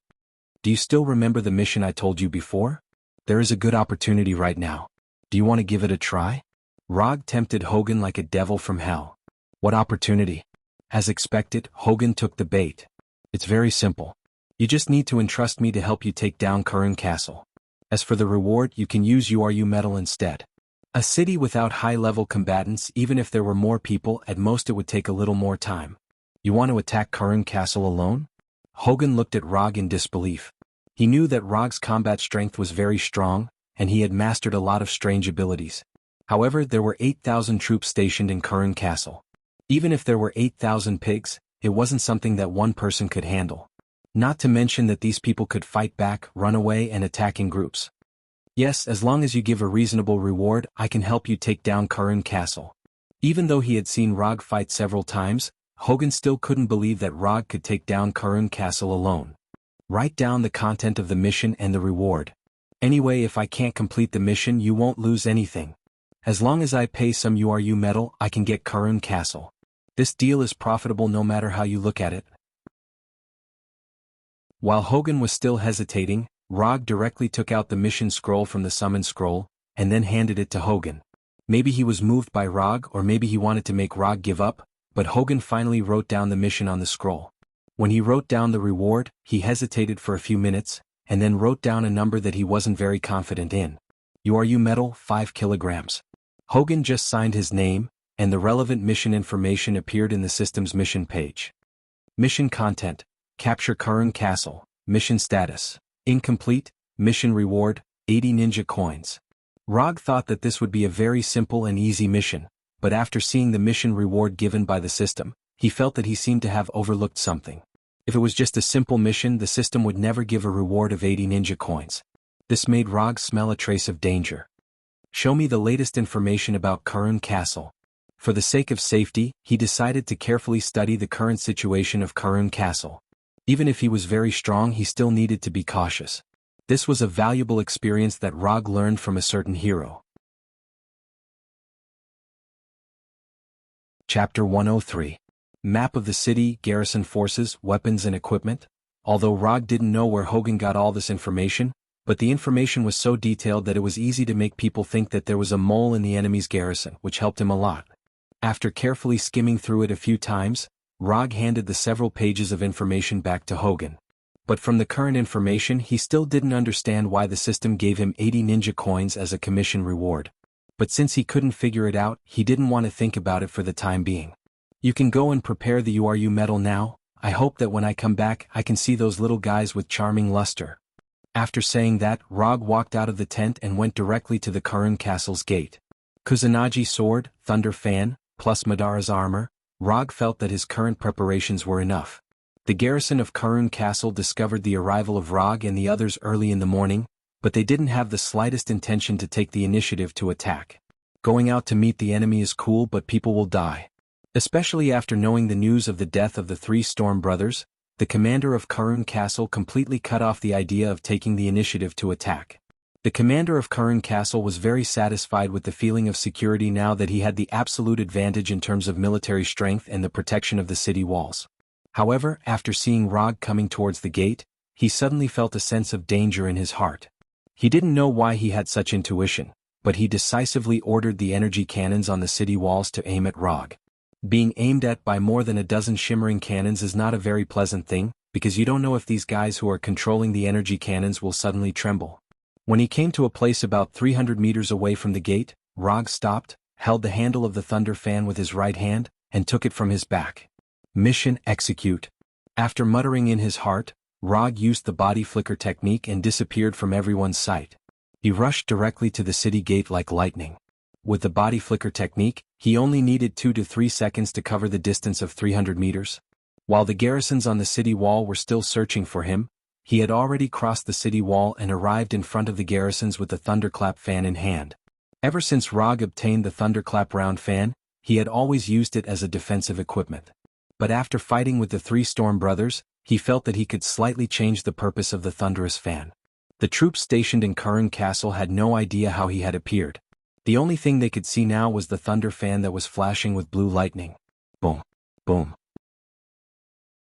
Boom. 4 to 5 arm-thick bolts of blue lightning struck the garrison on the city wall like lightning serpents, instantly wiping out the garrison on Rog's right.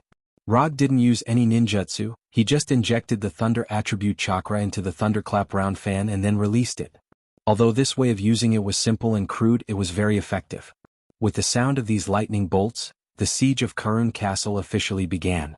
The huge gap in strength often means the birth of a tragedy. When Rog came to the city wall of Karun Castle, his personal performance began. In the face of these garrisons who were far weaker than him, Rog was like a hungry wolf rushing into a flock of sheep.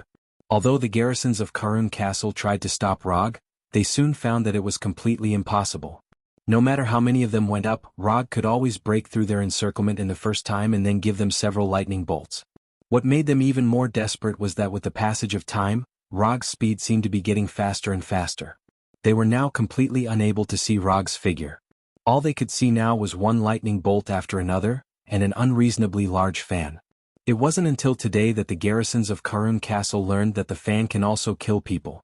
Looking at Rog slaughtering the garrisons on the city wall like cutting vegetables and melons, the commander of Karun Castle had a tangled look on his face. As long as one's eyes weren't blind, it was very clear that there was a huge gap in strength between the garrisons and Rog. Although he was the commander of Karun Castle, he had to admit that his men were no different from ants in front of Rog. In an extraordinary world without high-end combat power, this was the result of the scene in front of him. Thinking of this, the commander of Karun Castle couldn't help but curse in his heart. After those bastards in the military knew that the 3 Storm brothers had died in battle, they refused to send high-end combat power over. To save their reputation, they had to put high-end combat power on a more suitable battlefield.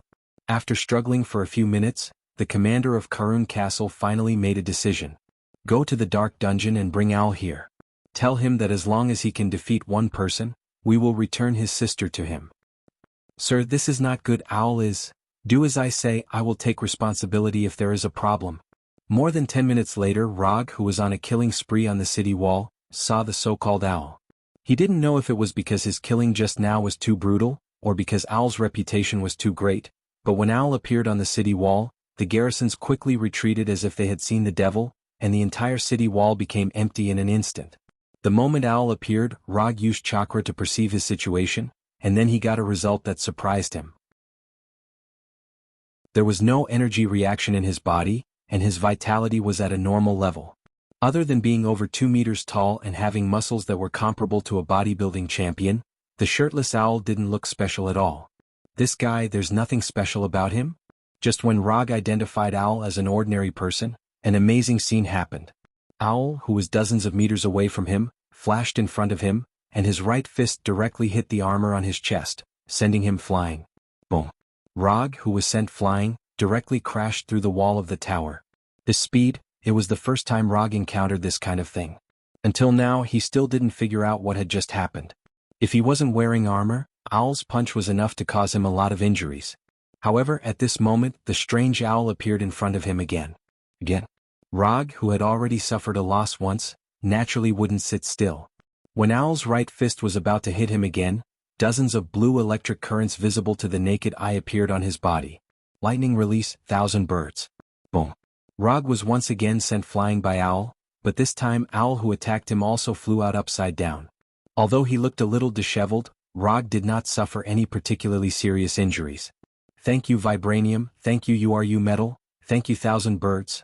After returning to the city wall, Rog didn't dare to have the slightest carelessness. He put the Thunder Round fan back on his back and took out the Flying Thor Kunai. It was faster than his body flicker technique and surpassed the dynamic visual ability of Sharingan. Rog, who is good at speed, met an enemy who is also good at speed for the first time. Chapter 104. What was going on with this guy? If a person possessed unimaginable super speed, then generally speaking, there were only 2 possibilities. One was to master the extraordinary power related to speed, and the other was a superpower born from the genetic mutation of the body. But at this time, Owl was obviously neither of the 2 situations. There was no energy in his body, and his life force was at a normal level. There were no signs of genetic mutation. Owl, who had attacked Rog twice in a row, did not stop there. When the numbness caused by the 1,000-bird flow slightly eased, he launched a third attack on Rog. It was still a straightforward attack. Although Owl had incredible speed, his attack method was so simple that it made people speechless. Relying on speed to come in front of the enemy, and then using his fist to attack the enemy. Rog, who had suffered twice, naturally would not be hit by such a simple attack again. At the moment when Owl's figure disappeared, he also used the blink technique to leave the place. Even so, Owl still kept up with his speed. Just when Owl's right fist was about to hit his head, his figure suddenly disappeared in front of Owl. Flying Thor. Rog returned to his previous position and picked up the Flying Thor Kunai that he deliberately left in place. What kind of experience was it to fight with an enemy with super speed? This question had always been answered by Rog's enemy. And now he could finally answer this question himself. The answer was only one word: aggrieved. To be precise, it was extremely aggrieved.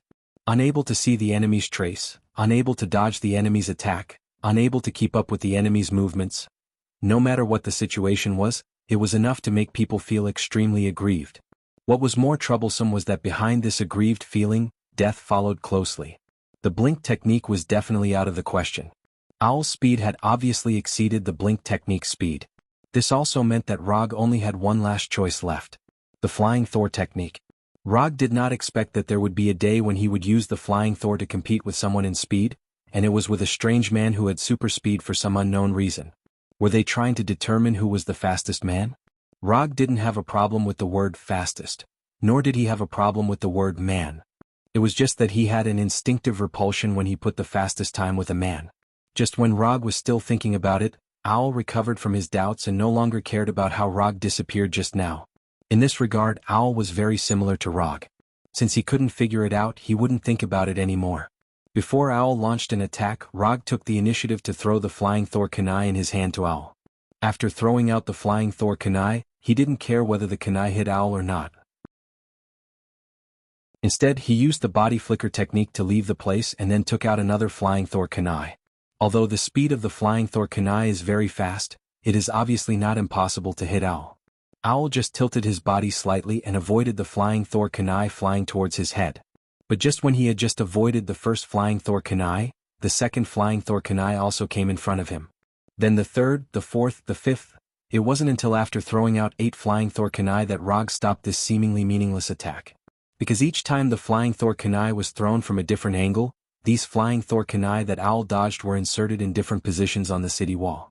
If you carefully observe the landing point of these Flying Thor kunai, you will find that these Flying Thor kunai seem to be thrown out randomly, but in fact each Flying Thor kunai presents a similar angle. The preliminary work has been prepared, then it's time to perform. Rog threw the Flying Thor kunai in his hand, and then disappeared with the kunai in an instant. Although Owl didn't know what Rog was going to do at the moment when Rog disappeared, he also entered an incredible state of speed. From the perspective of a bystander, Rog and Owl seemed to have completely disappeared, and the entire city wall became empty in an instant. So, an awkward scene happened. Whether it was the garrison on the Karun castle or the Asgard soldiers outside the city, they could only silently stare at the empty city wall like fools, and then pray for the appearance of Rog and Owl. If it weren't for Rog and Owl's figures occasionally appearing on the city wall, they would even suspect that Rog and Owl had already left the Karun castle. Rog repeatedly jumped between the Flying Thor kunai, and Owl would also appear in front of him at the moment when he finished teleporting. Then he would jump again and Owl would start to chase again. The whole process seemed to be very harmonious. After all, no one could touch each other and naturally there would be no so-called battle. Owl was like a hound that would never be tired, constantly chasing Rog, the prey. Although Rog could stop and counterattack, he didn't have such an idea at all. Before figuring out why Owl had such incredible speed, he would not have the intention to attack Owl. Until now, he finally understood why the system gave 80 ninja coins as a commission reward. An enemy with super speed is more difficult to deal with than an enemy with super physique. On the surface, Rog was just using the Flying Thor to constantly teleport to avoid being hit by Owl. But in fact, he was silently perceiving everything in Owl's body through chakra perception. This was the first time he was perceiving an enemy so seriously. Almost after chakra perception's perception ability was exerted to the limit, he finally perceived a trace of abnormality in Owl's body. Every time Owl entered super speed, a mysterious force would appear in his body. This force would only appear for a short few milliseconds and then completely disappear. It was this mysterious force that only existed for a few milliseconds that gave Owl unreasonable super speed. After figuring this out, Rog immediately came up with a new battle plan in his mind. If Owl's super speed was his own ability, then Rog could only have a real speed competition with him. But since this speed was given to Owl by the mysterious force, then things became a lot simpler. After all, the power that doesn't belong to oneself is unreliable. Rog intended to let Owl experience what is called his own power. Chapter 105. In the face of an enemy like Owl who relies on external forces, the best way is to use a seal. But the problem is that Rog doesn't know how to use a seal now. So he chose the second plan. The second plan is also very simple, that is, to directly choose a war of attrition. Because Owl's super speed is not his own ability, it means that his super speed is uncontrollable. This uncontrollable does not mean that he can't control his super speed. It means that he can't decide the duration of his super speed. If he is lucky, he can maintain this super speed until the battle is over. If he is unlucky, he will be beaten back to his original form in the next second and become an ordinary person again. After making the decision, Rog stopped the previous repeated flying Thor teleportation and stopped directly on the edge of the wall, waiting for Owl's arrival. Although Owl had unimaginable super speed, it was a pity that he did not have the combat skills to match this super speed. Owl's tactics are always so straightforward. Perhaps in his heart, this kind of straightforward attack is enough to solve all the enemies. When Owl rushed toward himself again, a light blue lightning struck straight at Owl. Raitan Chidori Iguchi. Although Owl's combat skills are not worth mentioning, it is not difficult for him to avoid the attack of Chidori Iguchi. Just when Owl sideways to avoid the lightning tip of Chidori Iguchi, Rog's right hand suddenly waved, and Chidori Iguchi directly swept toward Owl. In order to avoid being hit by Chidori Iguchi, Owl can only change his forward posture and let the left side dodge. From the beginning to the end, Rog didn't expect Chidori Iguchi to hit Owl. The reason why he used Chidori Iguchi was just to let Owl appear where he wanted. Although Owl, who dodged to the left, avoided the sweep of Chidori Iguchi, he ignored the flying Thor kunai at his feet. Flying Thor. Rog, who was standing on the edge of the wall, came to Owl's side in an instant, and then before Owl could react, his left palm hit Owl's back. Rog's left palm did not cause any harm to Owl, it was just a simple slap. If time permits, Rog doesn't mind letting Owl experience the taste of Rasengan. Although it only takes a little time to cast Rasengan, this time is enough for Owl to use super speed to leave here. After being patted by Rog, Owl also realized something. But at this moment it was meaningless. Flying Thor. If it wasn't for the Flying Thor spell on Owl's body, Rog wouldn't be interested in touching a male's body. The outcome of this battle had been decided.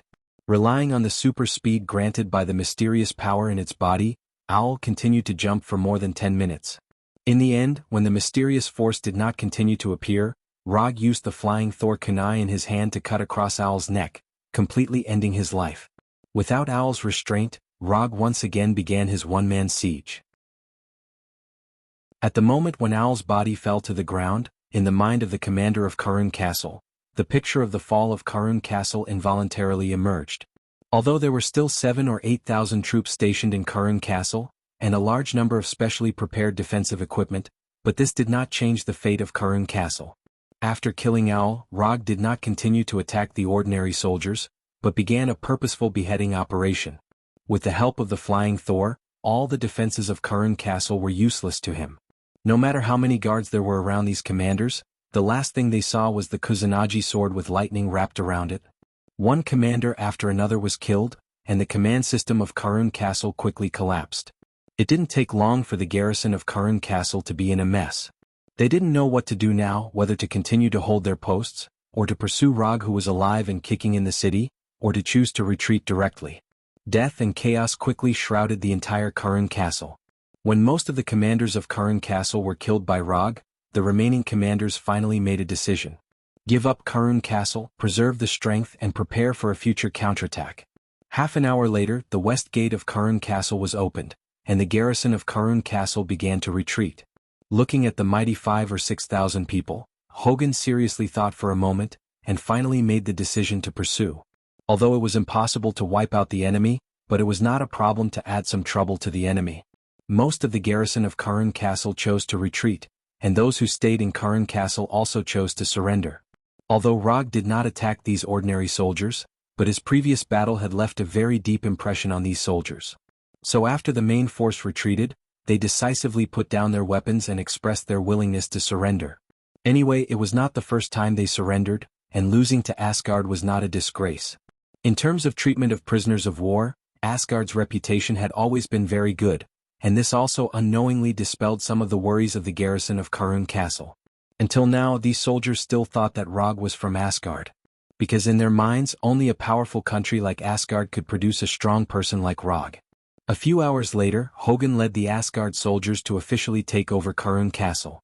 Whether it was Hogan or the other Asgard soldiers, they did not expect that this siege of Karun Castle would turn into a one-man show by Rog. Except for the loss of some soldiers when pursuing the garrison of Karun Castle, Asgard took over Karun Castle without any losses. Well, the URU medal you want may be given to you later. It will take a few days for the logistics team to arrive. They should have some URU medal in their hands. After all, they are the only ones who have army craftsmen. Hogan said to Rog with some embarrassment. The mission was completed, but he could not pay the reward. This was even more embarrassing for him than losing the battle. That's not urgent. I have a question now. Rog told Hogan about the special characteristics of Owl in detail, hoping to get some information from Hogan. If I'm not wrong, the energy on Owl's body should be the awakened divine power. But under normal circumstances, awakened divine power will exist forever and will not disappear like this. Hogan said with uncertainty. Awakened divine power? What is that? Rog continued to ask. The reason why Asari and Warner Protoss are called the Protoss is because we have a kind of energy called divine power. But not everyone can awaken divine power. Only the best of a race can awaken their own divine power. The power of Odin, the power of Heimdall, the power of omniscience, and the power of the storm of the three storm brothers are all awakened divine powers. Chapter 106. Although Hogan didn't awaken divine power as an Asgard and an Asgard officer with a high position, he still has enough understanding of divine power. Through Hogan's explanation, Rog also roughly understood the so-called divine power. In short, divine power is the racial superpower of Asari and Warner Protoss. However, this superpower is not caused by genetic mutation, and the difficulty and conditions of awakening are a bit high. According to Hogan, the proportion of awakening divine power is about 1 in 10,000. Of course, this is just a rough proportion. For those who are born in a good family, the possibility of awakening divine power is hundreds of times higher than ordinary people. This is the fundamental reason why Asari and Warner Protoss can maintain the aristocratic rule. From this point of view, Owl was undoubtedly a lucky guy who was bursting with luck. But unfortunately, he doesn't seem to have received a complete education on divine power, otherwise the speed divine power in his body wouldn't show such a strange state. Both lucky and unlucky, Owl may be the kind of person who has the legendary Schrodinger's luck. After waiting for a few days in Kurran Castle, Hogan finally waited for Asgard's reinforcements and logistics team, and then handed over the agreed URU medal to Rog. Unconsumed ninja coins, 336. The system's commission reward is in his hand, and the URU medal is also in his hand. Rog's mood also became better. Because there is no next attack plan for the time being, Rog finally experienced a real alien trip in Kurran Castle. There were all kinds of unknown Vanaheim specialty snacks, alien races from an unknown planet, alien weapons with strange shapes, and alien skin colors and hair colors that were all different from the aliens. Rog was like a real tourist, appearing in every corner of Kurran Castle, tavern, weapon shop, food street, romance street.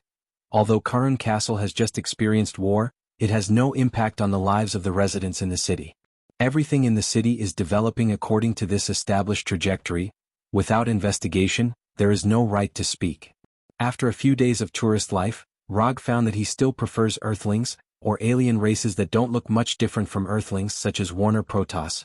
Because of the focus of Warner Protoss, after waiting in Kurran Castle for a week, Hogan and Rog finally received the latest news from Thor. The process was a bit difficult, but Thor still completed the established goal and successfully took the target city. Fandral and Volstagg had also successfully completed their mission, and the number of Asgard's camps in Vanaheim had increased to 7. Although there are still 16 camps under the control of Warner Protoss, Asgard's early plan can be regarded as perfectly completed. From departure to the present, a total, less than 2 weeks. According to this progress, it will take at most 3 months for Asgard to restore order in Warnerheim. 3 months, for Asgard with an average lifespan of 5,000 years, is a short period of time that doesn't need to be calculative. However, things didn't develop as smoothly as Asgard expected. 3 months passed in the blink of an eye. In the past 3 months, Asgard sent several reinforcements, increasing the number of Asgard soldiers in Warnerheim to more than 50,000. But even so, Asgard only recovered 7 camps in the past 3 months. Of the 23 camps, 14 have returned to Asgard's hands. The remaining 9 are still firmly in the hands of Warner Protoss. In the process of Asgard recovering the camps, Rog didn't stay idle. He accepted several commissions from Thor and the 3 warriors of Sengoku. But he doesn't know if the system did it on purpose, but most of the commissions from Thor and the 3 warriors of Sengoku didn't pass the system's judgment. The few commissions that passed the judgment didn't give a high reward. Unconsumed ninja coins, 385. After 3 months, Rog's unconsumed ninja coins increased from 336 to 385. He only needed 50 ninja coins to get the Sage Mode inheritance, which is worth 400 ninja coins. After 3 months of serious consideration, Rog finally decided on which Sacred Grounds Immortal Technique inheritance he wanted to learn. In fact, he didn't need to think for so long with the Wood release in Hashirama Sage Mode. He only has one choice, and that is the Shikatsu Forest Sage Mode inheritance. The Toad Senjutsu of Mount Mayaboku is only suitable for people like Prince Ming. Even a fierce person like Jiraiya only got an incomplete Sage Mode after decades of learning. As for the Ryuchi Cave, Rog only thought for a second and refused. No matter what era it is, stay away from men who play with snakes. Their spirit is a bit. He doesn't know if the system will pack a summon contract of a living slug after redeeming the Sage Mode inheritance. Just when Rog started to imagine some beautiful things, Thor came to him with Thor's hammer. Sif came with Thor. Sif finally appeared on Asgard's list. As for whether it was her own wish or Queen Freya's arrangement, only the two of them knew. There are more and more garrisons in Maguang City. I hope you can go in and see if there are any loopholes in the defense line. We have been delayed here for too long, Thor said to Rog with some tiredness. The Maguang City he mentioned was the culprit that caused their progress to be seriously delayed. Asgard wasn't the only one who will increase their forces. After Thor joined Rog and others, Warnerheim also increased their frontline forces. There are now more than 40,000 garrisons in Maguang City, and there is no lack of Warner Protoss's high-end combat power. Maguang City is one of the 5 main cities in Warnerheim. It has high walls and many soldiers, and it is easy to defend and difficult to attack. What's more troublesome is that this is a place that has to be fought for. Whether they can take down Maguang City directly determines whether Asgard can successfully recover the rest of the camp. In the past 3 months, Asgard spent most of his time attacking Maguang City. It has been almost 2 months since the day of the attack. In the past 2 months, Thor has climbed the walls of Maguang City more than once, but he was beaten back. Thor is Asary's Thor, and Warner Protoss naturally has their own Thor and more than one. Now in charge of commanding the Maguang City garrison is Warner Protoss's 2 Thor, 2 female Thor. In other words, the twin female Thor, Vigtigni and Weigelf. Chapter 107. Unlike Thor, who currently needs Thor's hammer to control his own thunder power, Vigtigni and Weigelf can already use their own thunder power without any external help. Just by looking at this point, Saul had already fallen behind the 2 female thunder gods on the opposite side. If it weren't for Thor, the current situation would not be Asgard soldiers besieging Maguang City, but Maguang City's garrison chasing after Asgard soldiers. Old rules, you know. As soon as the voice fell, Rog summoned a commission scroll and threw it directly to Thor. Although most of the tasks entrusted by Thor did not pass the system's judgment, in general, Rog still made some money from them. You may make a profit, but I will never lose. Commission content. Sneak into Maguang City to inquire about the defense line intelligence. Commission status. Incomplete. Commission reward, 10 ninja coins. When Thor finished writing the commission content, a new commission appeared on the system's commission page. Glancing at the information on the system page, Rog frowned slightly. The difficulty of the commission is not high, but the commission reward is a bit low. Even if this commission is completed, there are still 5 ninja coins left from the 400 ninja coins needed to exchange for the immortal art inheritance. On purpose. The system is definitely on purpose. Although the commission reward is a bit lower than what I expected, but no matter how small the mosquito leg is, it's still meat. Saving ninja coins, isn't this the same thing? Before leaving, Rog glanced at the reward on the scroll. 10 kilograms of URU metal. It's not too much, not too little, it's enough. Since accepting commissions, Rog has asked for URU metal as the commission reward every time. This also led to a bit of an awkward situation. Those precious weapons that originally needed to be repaired with URU metal have not been repaired because of Rog. Those who can use URU metal weapons are basically famous in the army, so in addition to Thor and the 3 warriors of Sengoku, those officers with damaged weapons have a lot of complaints about Rog. If it weren't for Rog's strength far beyond them, maybe these officers would sneak into his tent in the middle of the night, and then, after throwing the commission scroll into the summon scroll, Rog left the tent and walked in the direction of Maguang City. As a ninja, sneaking is the foundation of the foundation. This was especially true for Logue, as infiltration was his specialty. What is the perfect sneak? As long as the witnesses are killed, it is a perfect sneak, said a certain assassin who didn't want to reveal his name. Said confidently. Once, Rog was also a loyal fan of the Kong-style sneak method.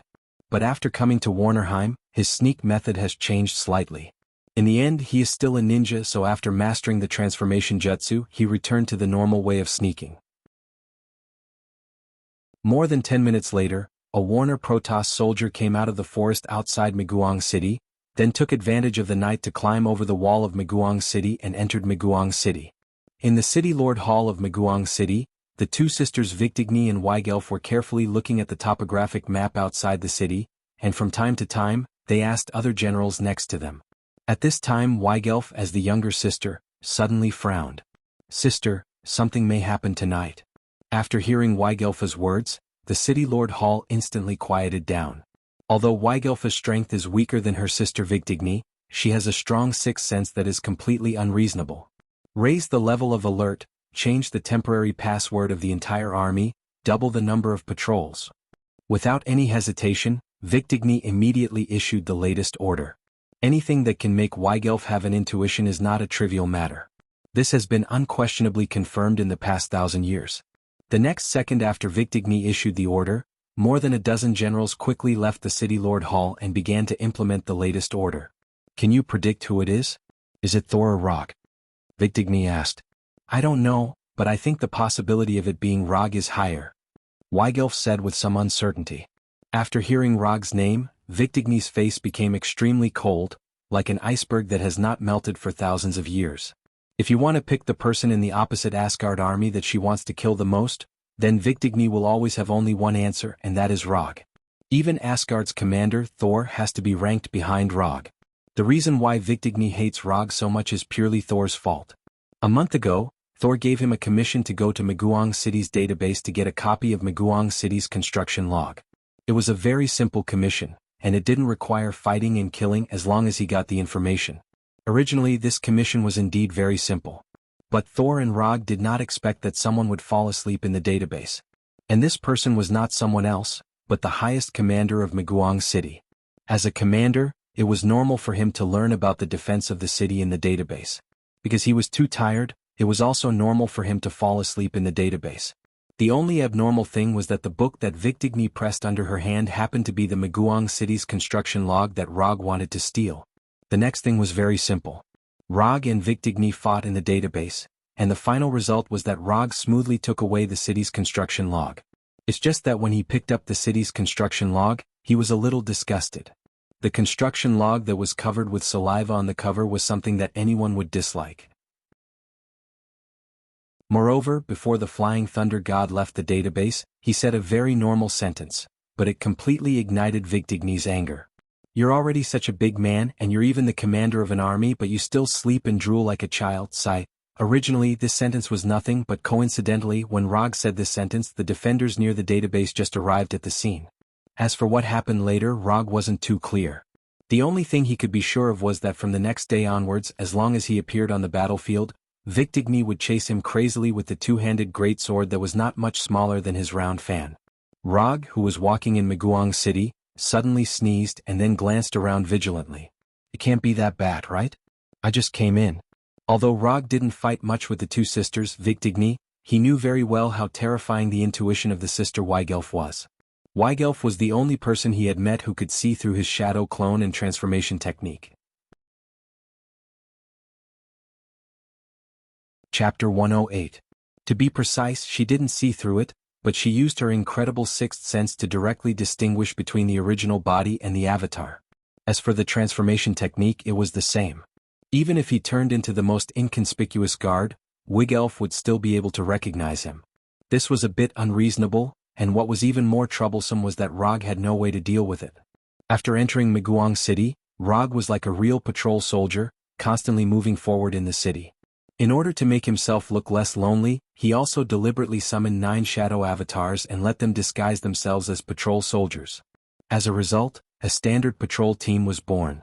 If someone paid a little attention, they would find that the people in this patrol team were all soldiers who died in battle. In the silent night, a small patrol team made up of the dead who had died in battle was patrolling the city like ghosts.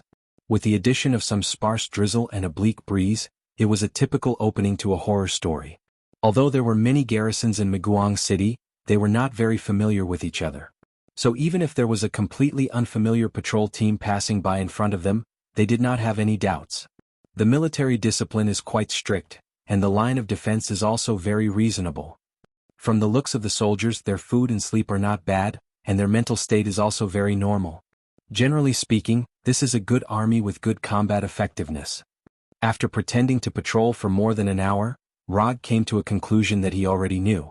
If the level of the garrison in Maguang City was not good, even with the two female Thor Vigtigni and Weigelf, they could not stop the attack of the Asgard soldiers.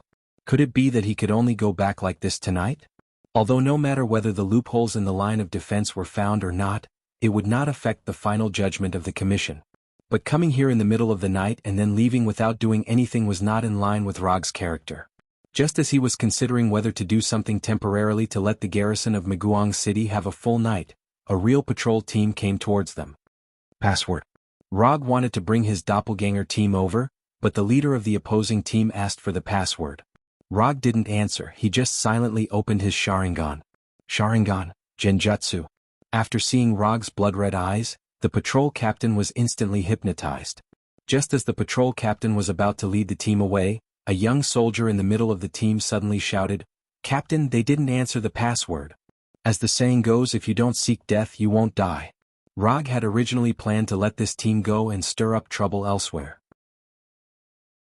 However, this young soldier directly interrupted his plan and successfully obtained a VIP ticket to hell for himself. Kill them all. Rog and the others weren't the only ones here. There were also the other garrisons that had just been replaced. The 9 doppelgangers shot at the same time, more than 40 garrisons including the patrol team, only lasted for less than a minute before all of them turned into corpses. When the doppelganger killed all the surrounding witnesses, Rog removed the doppelganger and quickly left. Although the garrisons didn't have time to send out an alarm signal, their bodies would be found sooner or later, so Rog didn't bother to continue to disguise himself and directly rushed to the more valuable targets.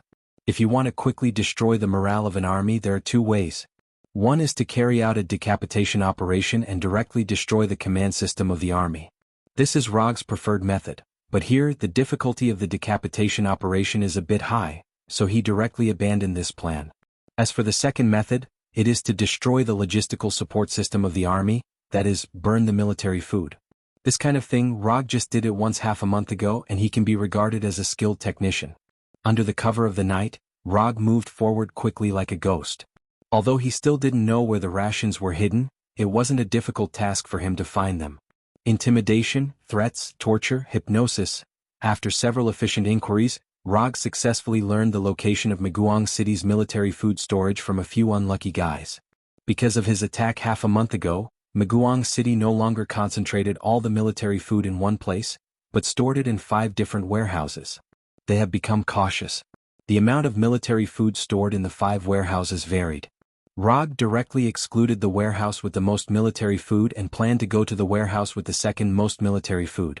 Just as he took a few steps, he suddenly remembered something, and then took out an Asgard gold coin from his pocket. He saw him throw the gold coin and then after confirming the front and back, he repeated this action 3 times. After these rounds of random selection he finally determined the final goal. The goal, the warehouse with the 4th most military food storage. The reason why he used the method of throwing the gold coin to determine the target was purely because Weigelf's strong 6th sense left a deep impression on him. He didn't want to fall into an ambush prepared by the enemy because of a random choice he made. After determining the target warehouse, Rog didn't go immediately, but summoned 4 shadow clones. In the face of an enemy like Weigelf, no matter how cautious he is, it is not too much. The main body went to the 4th warehouse, and the 4 shadow clones went to the other 4 warehouses. In this way, even if he bumped into Weigelf in the 4th warehouse, he could directly go to the other warehouses through the Thor. This is not fear, this is necessary caution, the caution of a ninja. After confirming that there is no problem, Rog began to go to the 4th warehouse. Although there are a lot of soldiers guarding, it is still normal. There is no particularly strong energy fluctuation around, this should not be a trap. After coming to the 4th military food warehouse, Rog first used chakra perception to perceive the surrounding environment, and then rushed to the warehouse like lightning. Fire release, grand fire annihilation. The blazing flames rushed to the warehouse like a huge wave, and then under Rog's gaze it was blocked. A wall-like energy barrier appeared out of thin air, blocking all the blazing flames of the grand fire annihilation. At the same time, A hemispherical barrier with a diameter of several kilometers was instantly formed. When the energy barrier appeared, Rog established a link with the flying thunder god on the shadow clones, and planned to directly leave here with the flying Thor. However, the appearance of the hemispherical barrier completely shattered his hope. The flying Thor technique disappeared. Chapter 109. No, it didn't disappear. It's that the entire space was completely isolated. Although the strength of the shadow doppelganger is not as good as his main body, but to silently destroy his shadow doppelganger and erase the flying thunder god technique from the shadow doppelganger, it is definitely not something that the Vannas of Maguang City can do. To be able to break the connection of the flying Thor technique, only a barrier that also has the power of space can do it. So what is the function of this hemispherical barrier in front of him? It's very obvious. I didn't expect that you would be willing to waste so many resources on me. When Rog spoke, the energy barrier in front of the warehouse door disappeared, and the two sisters Victigny and Weigelf, wearing pale golden armor, came out. As long as we can kill you, it's worth it even if we have to pay more resources. As soon as the voice fell, the blue cloak on Victigny's body fluttered without wind, and a light blue lightning appeared around her. Is it necessary? Didn't I just say that you drool in your sleep? Getting angry over such a small matter isn't something a qualified commander would do. Compared with the frosty Victigny, Rog at this time was much more casual, as if he didn't realize that he was in a trap. On the surface he was still as calm as ever. But in fact he has been silently praying in his heart. Thor, if you have a little conscience, come and save me quickly. Small matter. You actually think this is a small matter? After hearing Rog's words, the lightning on Victigny's body suddenly became thicker, and even her eyes flashed with a light blue current. Because of Rog's words, now the entire garrison of Maguang City knows that their commander drools when she sleeps. This news even began to spread in the capital of Warner Protoss. After living for so many years, Victigny felt the power of public opinion for the first time. Rog must die. Feeling Victigny's murderous intent, Rog directly summoned his Thunder Fan and Kusanagi sword, ready to fight at any time. Fortunately, he had the occult scroll with him. Otherwise, he could only use the flying Thor kunai to fight against Victigny. Although Victigny was a woman, she was a woman who had awakened the divine power of thunder. Moreover, she was a woman who was in a state of extreme anger. When facing such an enemy, one could never be too careful. Moreover, she had Weigelf, who had a strong sixth sense, by her side.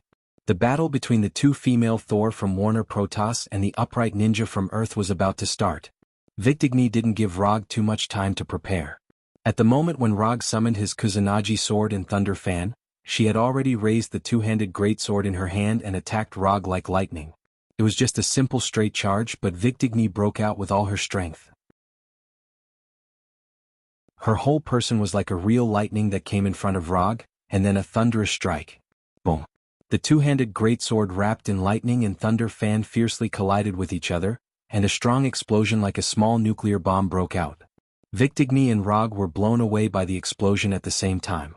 The powerful shock wave of the explosion also directly killed all the guards near the warehouse. This woman is really crazy.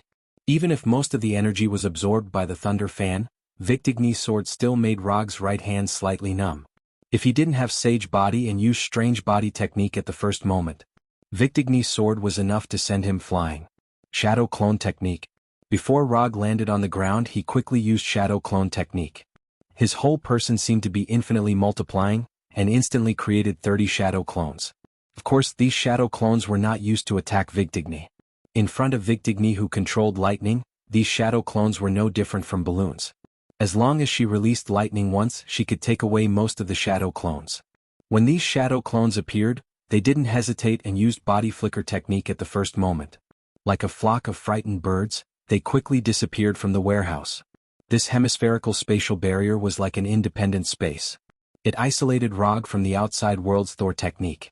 Since he couldn't connect to the outside world's flying Thor technique, then he could only set up flying Thor techniques inside the barrier. The 30 shadow clones that he just summoned were his flying Thor technique. The original body is still here. Those that left are all clones. Weigelf's voice immediately sounded. Rog wasn't surprised that Weigelf could see through his shadow clones. However, even if the shadow clones were seen through, it wouldn't affect his plan at all. When the shadow clones scattered and ran in different directions of the barrier, one by one, flying Thor techniques appeared in his perception. With the Flying Thor technique, the Flying Thor was the real Flying Thor. While the Shadow clones were constantly setting up Flying Thor techniques, Victigny attacked Rog again. However, this time she pounced on empty air. When the two-handed greatsword in Victigny's hand was 10 centimeters away from him, Rog activated Flying Thor and instantly disappeared from Victigny's sight. Admit defeat. This is already my home ground. You are not my opponent. Rog's voice sounded more than 10 meters away. However, Victigny obviously wouldn't stop here. The moment she saw Rog's figure, she once again waved her greatsword and rushed over. Victigny's speed was indeed very fast. However, for Rog, who already had enough coordinates to teleport, this speed was still too slow. Boom. A 10-meter deep pit appeared on the ground where Rog was standing. However, there was nothing in the pit other than gravel. Why bother? Rog sighed helplessly. Can't they just sit down and have a good chat? Why do they have to fight to the death? And Victigny, as the commander of Maguang City, shouldn't she put the city defense first? Why must she make things difficult for an upright ninja like him? It seems that she couldn't bear to see her sister Victigny being teased alone. Weigelf also joined the battle. Compared with Victigny's two-handed greatsword, Weigelf's weapon was much more normal. It was a one-handed rapier of normal length. When Victigny once again attacked Rog like a violent lightning, Weigelf also launched an attack at the same time. Boom. Victigny's attack once again missed, and a normal house was blasted into ruins. Through Flying Thor, Rog easily avoided Victigny's attack. But at the moment when he had just completed the teleportation, a strong intuition of danger emerged in his mind, prompting him to instinctively use Flying Thor again.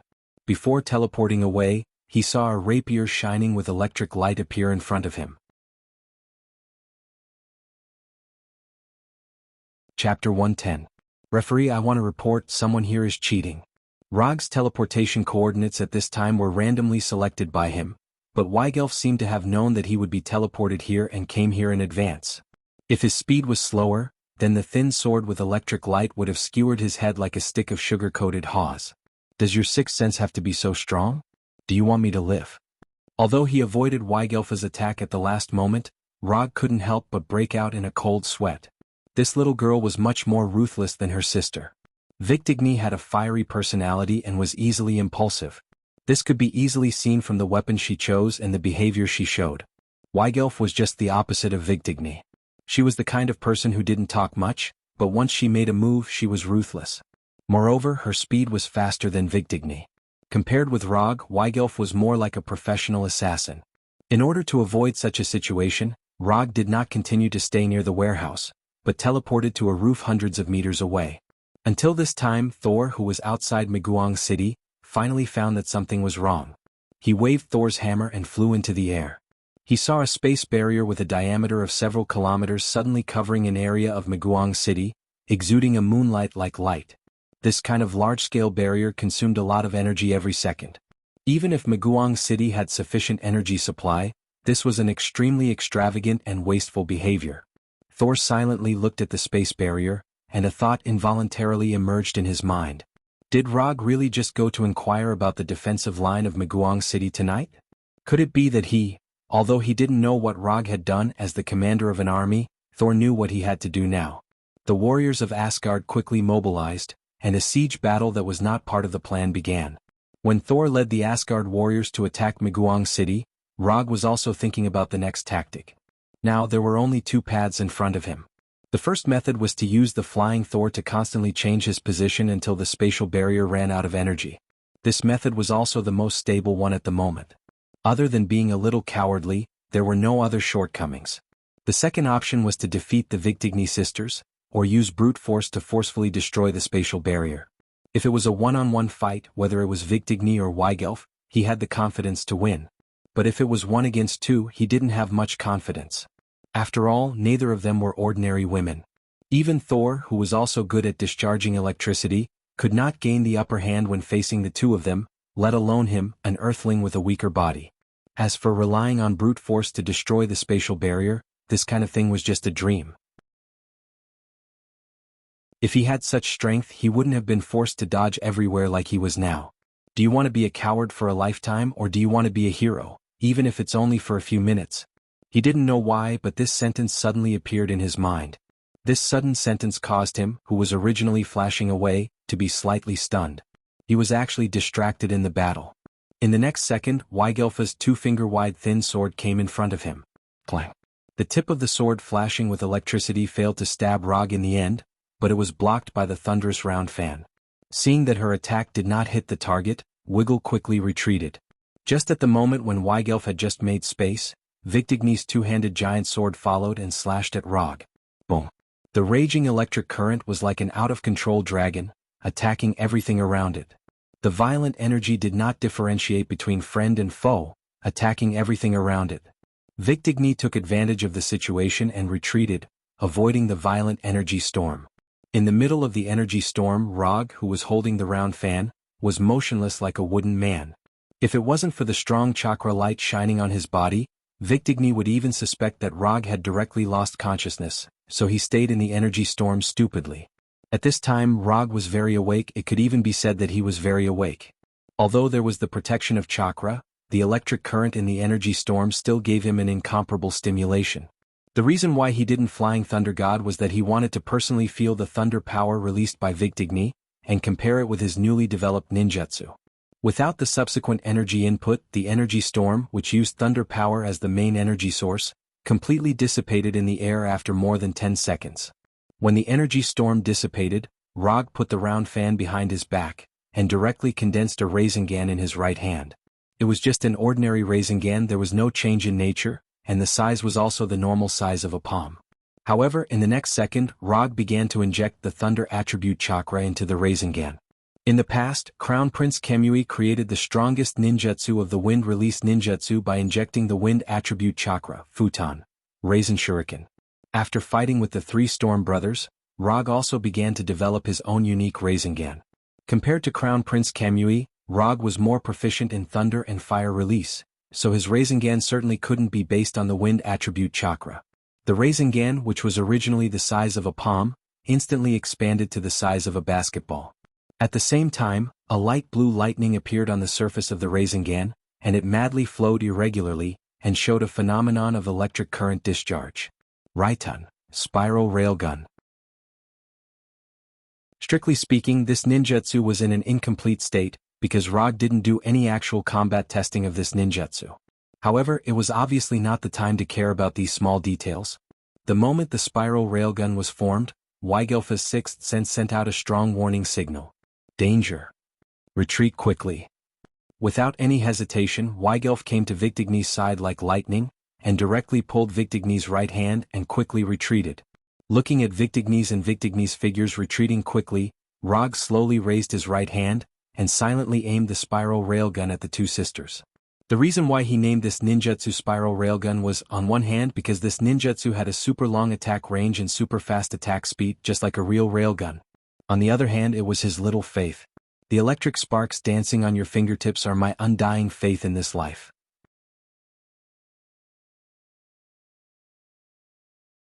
Chapter 111.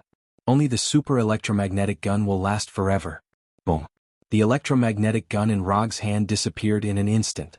A light blue beam of light entwined with an electric snake emerged out of thin air and crossed the entire Miguang city. The electromagnetic gun first hit the two sisters, Victigny, and then it penetrated all the obstacles in the attack path without any reduction in power. Houses, enchantments, city walls, nothing could stop this light blue beam of light. It wasn't until it hit a small mountain more than 10 kilometers away from the city that the beam of light finally stopped. The next second, an orange-red fireball soared into the sky like the sun. The earth began to shake. The hurricane formed by the shock wave struck the surroundings like a tsunami. Wherever it passed, it was a mess. When the flames of the explosion dissipated, when everything began to return to calm, the hill that originally stood outside Miguang City had completely disappeared. Instead, there was a circular deep pit with a diameter of several kilometers. Electromagnetic gun one-shot soul. Like a natural disaster, the battlefield that was originally fighting suddenly quieted down. The entire battlefield seemed to have been paused suddenly, and everyone couldn't help but look in the same direction. Is this really something that a human can do? Regarding the fact that Rog is an earthling, it has been spread to Asgard and Warner Protoss as early as a few months ago.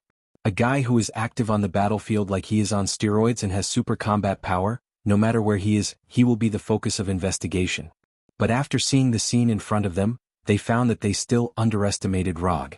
After the battlefield was strangely silent for more than 10 seconds, there was a burst of excited shouts. Those who shouted excitedly were all Asgard soldiers. As for the Warner Protoss soldiers on the defending side, their faces were as ugly as they could be at this time. The existence of high-end combat power can not only improve the combat power of the entire army, but also greatly improve the morale of the army.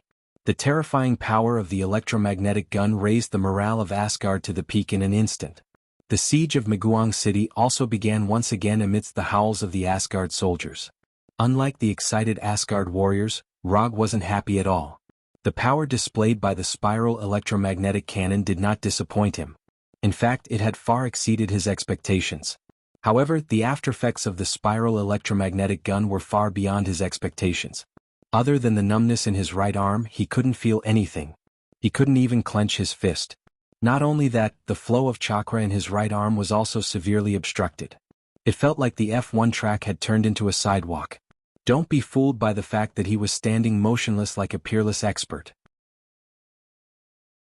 In reality, his battle prowess had been severely reduced by several times. Fortunately, there was no one who would attack him now. Victigny and Weigelf, who were most likely to attack him, were now lying weakly in the ruins of the house, gasping for air. Especially Victigny, she was vomiting blood from time to time. Although the spiral electromagnetic gun didn't directly penetrate their bodies, even if they were just grazed by it, the powerful power of the spiral electromagnetic gun still brought unimaginable damage to them.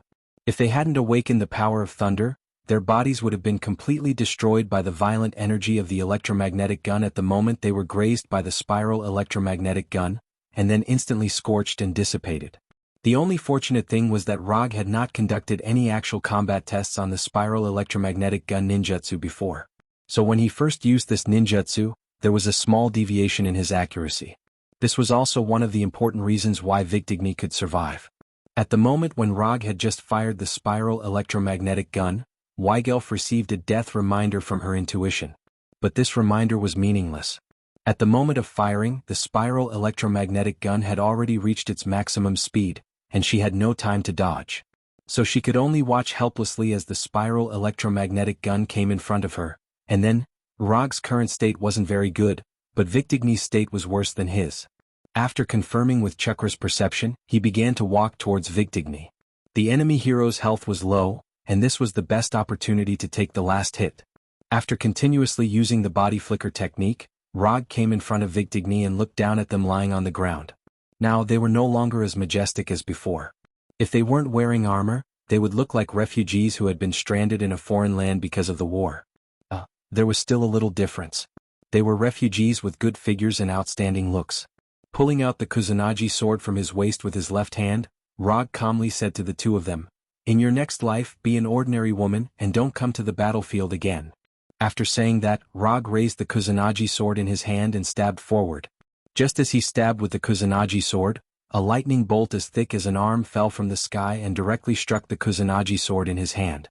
Boom! This sudden lightning bolt didn't hit the Kusanagi sword, but fell to the ground. You can't kill them, their mother is Gerwig.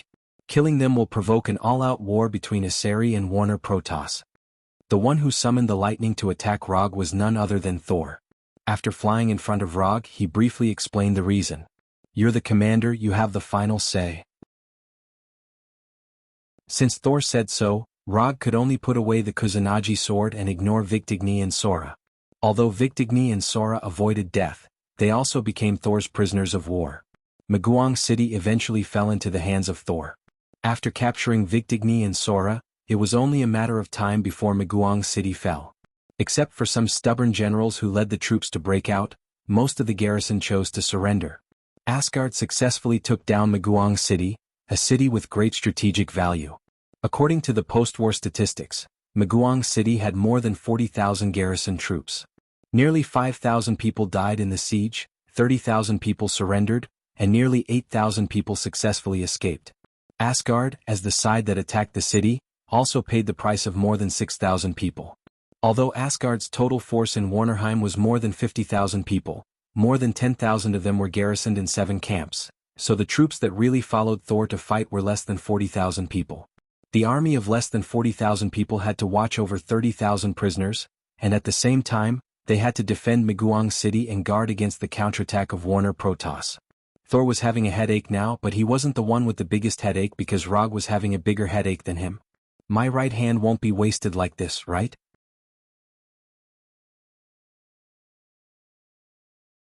Chapter 112. It's been 5 days since the original battle, but Rog's right hand still hasn't recovered to the state before he used the electromagnetic gun. The physical damage was completely healed in less than 2 days thanks to the immortal body's powerful recovery ability. However, the chakra meridian system in his right arm is still in a serious state of blockage. For this reason, he specifically consulted the military doctor of Asgard and got a useless answer. Pay attention to rest and you'll be fine after a few days of rest. If it weren't for the medical doctor's rich medical experience and good reputation in Asgard, Rog would definitely regard him as an ignorant and incompetent charlatan. If only there was a medical ninja here. It's best if it's a female medical ninja with a golden ponytail and a proud figure. Putting those unrealistic fantasies behind him, Rog opened the exchange page of the system and looked at the medical ninja page. To exchange or not to exchange, that's the problem. After thinking about it for a few minutes, he finally dispelled the idea. He's good at killing people, but saving people is out of the question. It's impossible to have a medical ninja, not in this life. Although the chakra meridian system in his right arm is still in a serious state of blockage, compared to the time when he used the electromagnetic gun, it's already improved a lot. It's probably equivalent to upgrading from a sidewalk to a bicycle path. So even if he doesn't do anything, the Sage mode will repair the damaged meridian system. The only problem is that he doesn't know how long it will take to completely restore it to its original state. For a right-handed ninja, it's a very serious problem that he can't use chakra with his right hand. This will not only affect the ninja's strength, but also affect the ninja's self-confidence.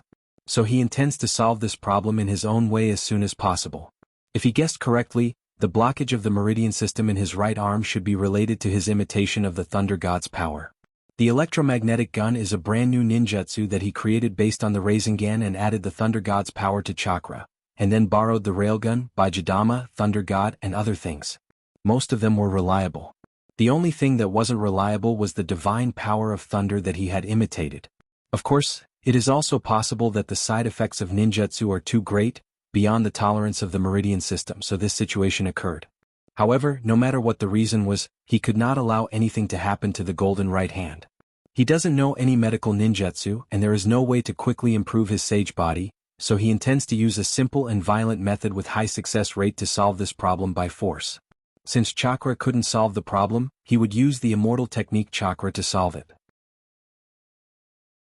If he remembered correctly, the sage mode of the Shikatsu forest had the ability to borrow natural energy to greatly increase the vitality of the body. Not only could it increase one's speed and defense, but it could also increase one's attack range and power through natural energy. As for the Senjutsu chakra, it can increase the power of his ninjutsu, taijutsu, and genjutsu by leaps and bounds. This is not something he needs to pay too much attention to at the moment.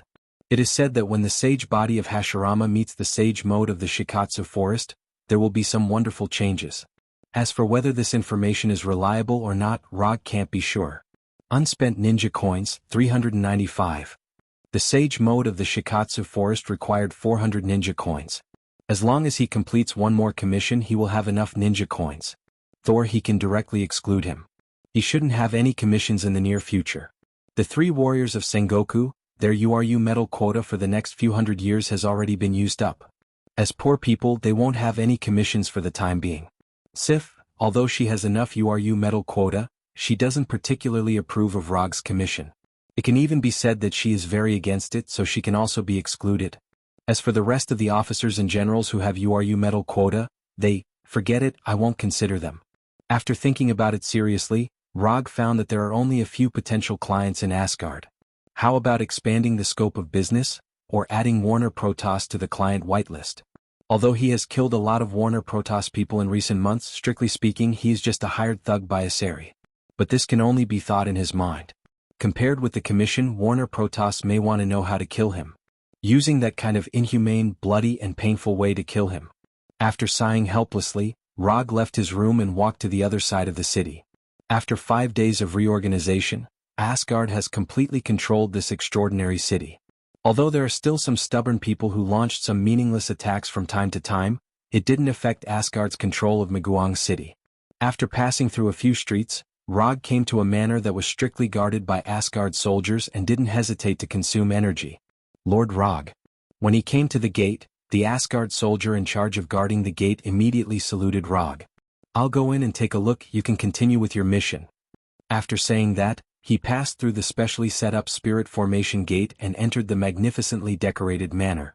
Although the area of this manor is not very large, the decoration is extremely exquisite. Even Rog, an earthling, had to sigh at this ingenious alien architectural style. When he came to the hall of the manor, he saw two familiar faces. After seeing Rog's arrival, the hot-tempered Victigny immediately stood up and rushed towards him. At this time, Victigny completely lost her previous valiant posture, even the fist she waved was as weak as an ordinary person. "At this time, do you still hate me so much?" Rog easily avoided Victigny's fist, pressed his left hand on her shoulder, and then pushed her back with a little force. Although Rog only pushed her slightly, Victigny stepped back more than 10 steps before finally stabilizing her body.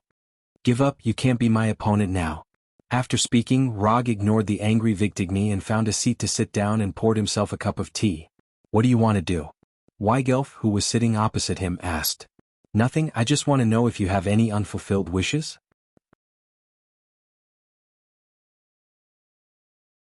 Chapter 113. After hearing Rog's words, Weigelf, who was sitting opposite him, rolled her eyes at him and then slowly said, "If you have something to say, just say it. You don't have the intention to kill me and my sister, otherwise you wouldn't have locked us up here." Weigelf is not only calmer than Victigny, but she is also more thoughtful than Victigny when considering things. So she won't be distracted by Rog's words. "I was going to make a little joke with you, in that case I will say it clearly. Do you have any commission that you want to complete now? If there is, I can help you complete it.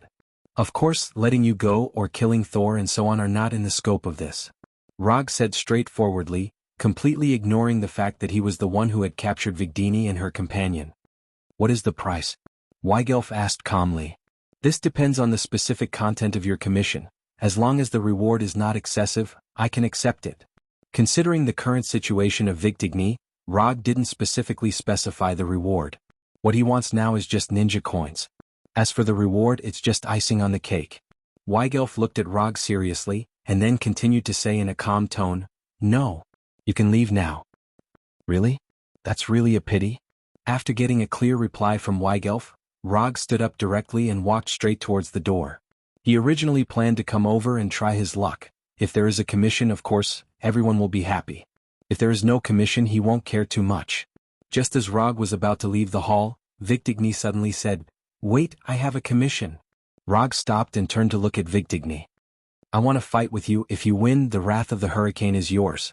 After that, Victigny pointed to the two-handed greatsword placed in the corner of the hall. "It's not that I look down on you, but in your current state, you can't be my opponent. Even if I stand still and let you use one hand and 2 feet, you can't beat me." Although Thor didn't put Victigny in a real prisoner camp, in order to avoid some unpleasant things, he still made some restrictions on them. For example, adding a seal on them.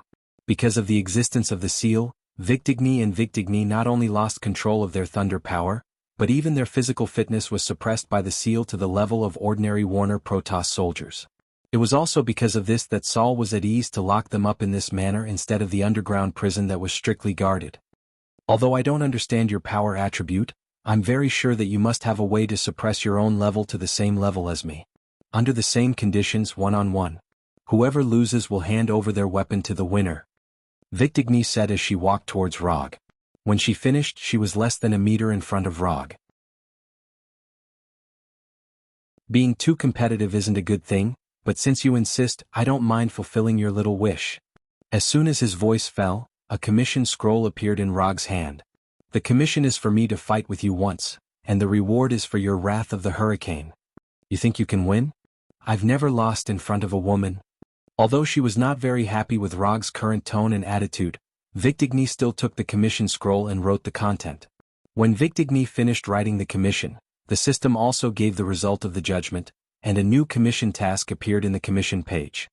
Commission content: fight with Victigny once. Commission status: incomplete. Commission reward: 5 ninja coins. 5 ninja coins commission reward. Just as Rog had expected, the system had given him the lowest reward. When do you want to start?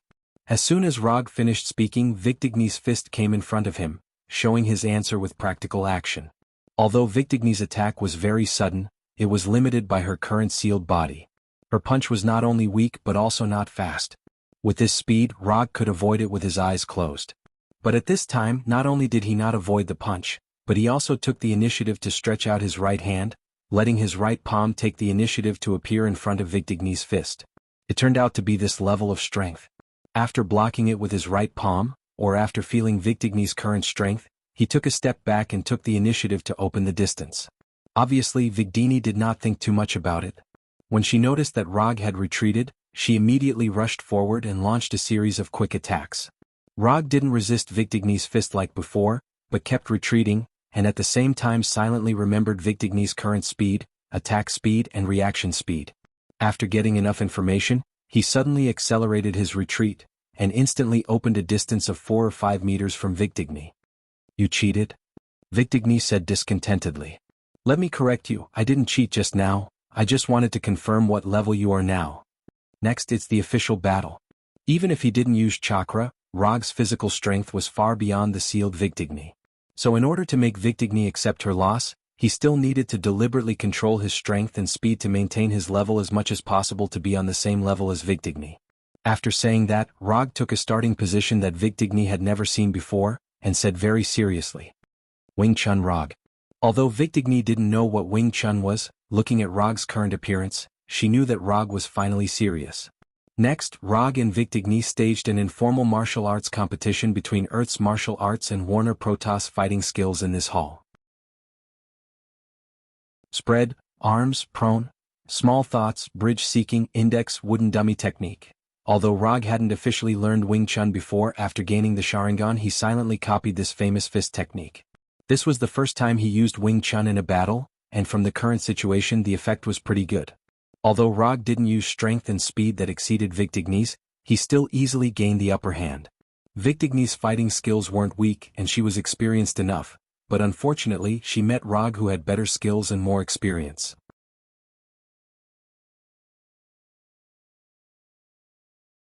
Chapter 114. As time went by, Victigny's breathing became more and more rapid. Her movements began to change and there were more and more flaws in her attacks. At this time, Victigny had completely lost her initial confidence.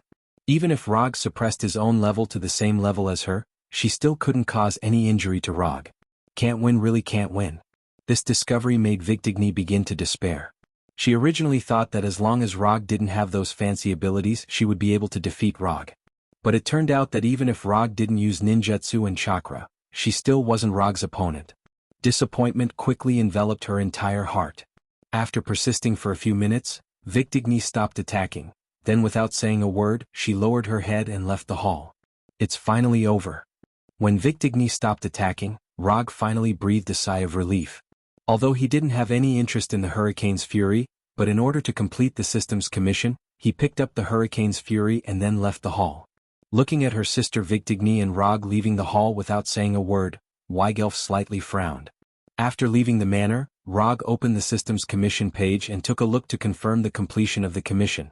Commission content: Fight with Victigny. Commission status: completed. Commission reward: 5 ninja coins sent. Unspent ninja coins: 400. Finally, he had enough ninja coins to exchange for the Sage Mode inheritance. Rog planned to return directly to his room and then begin to exchange for the Sage Mode inheritance. But just as he was about to return to his room with the Flying Thunder God, he suddenly remembered something. "I'm going to leave for a while, I'm not sure how long it will take. If the war ends early, help me give this Hurricane's Fury to Victigny." Rog found Thor in the City Lord's Hall, and then under Thor's confused expression, he gave him the Hurricane's Fury and gave him a kunai. Before Thor could ask, he returned to his room with the Flying Thunder God, and then threw all the Kusanagi sword, round fan, armor and other things back into the summon scroll. After exchanging for the Sage Mode inheritance, he will immediately start practicing the Sage Mode.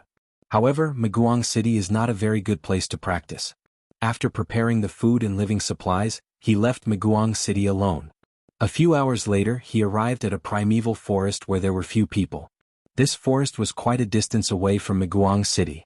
More importantly, there was no strategic significance in this place. So whether it's a Seri or Warner Protoss, they won't send any soldiers here. After using chakra perception to perceive the situation in the forest, he opened the system's exchange page and exchanged for the Sage Mode inheritance. 400 ninja coins instantly returned to 0, and all the information of the Sage Mode appeared in his mind. Sage Mode, in a strict sense, is also a kind of ninjutsu. It's just that the Sage Mode uses the Sage Mode chakra, and the ninjutsu released with the Sage Mode chakra is also called Sage Mode.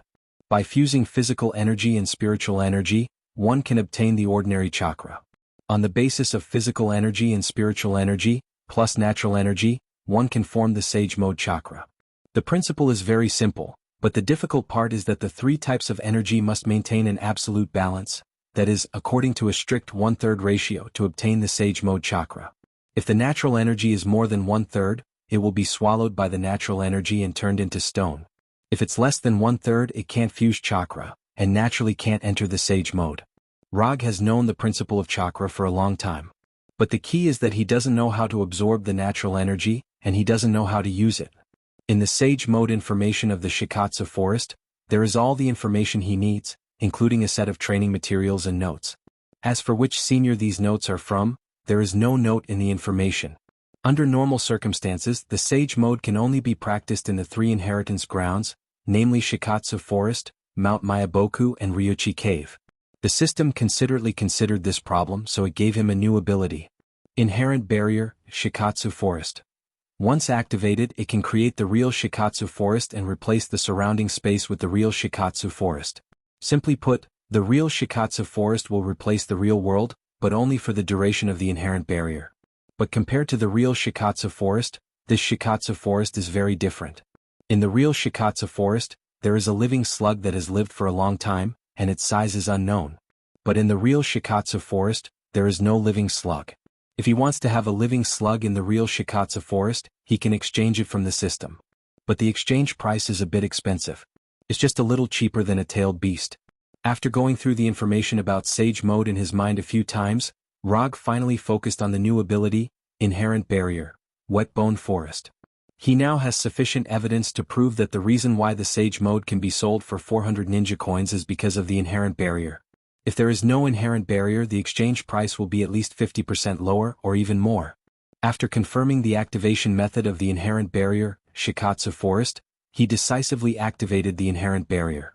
In just a moment, the alien forest in front of him disappeared. It was replaced by a tall, Earth-style rainforest. Looking at the scenery in front of him, the Shikatsu Forest is not mysterious at all. Except for the high humidity in the air, there is not much difference between this place and an ordinary rainforest. Of course, this may also be because he is too weak right now, so he can't discover the mystery of the Shikatsu Forest. A Shikatsu Forest without a living slug is a Shikatsu Forest without a soul. After silently cursing in his heart, he began his first immortal technique cultivation. Shikatsu Forest, Mount Mayaboku and Ryuchi Cave. Other than the fact that their locations were very mysterious, more importantly, they all inherited the mysterious immortal mode. And their immortal mode was even more different. Not only are their appearances different, but their abilities also have their own characteristics. Sage Mode Chakra can turn ninjutsu into Sage Mode and greatly increase the power. This is something that the Sage Mode of the 3 secret places can do. In addition, their Sage Mode has some unique advantages. Ryuchi Cave's Sage Mode can use natural energy to perceive the surrounding life and chakra. Mount Mayaboku's Sage Mode can greatly increase the amount of chakra, increase the perception ability, and can also summon Mount Mayaboku's toads to release Sage Mode. Shikatsu Forest's Sage Mode can greatly increase the vitality, agility, defense, and can also increase the attack range of taijutsu with the help of natural energy.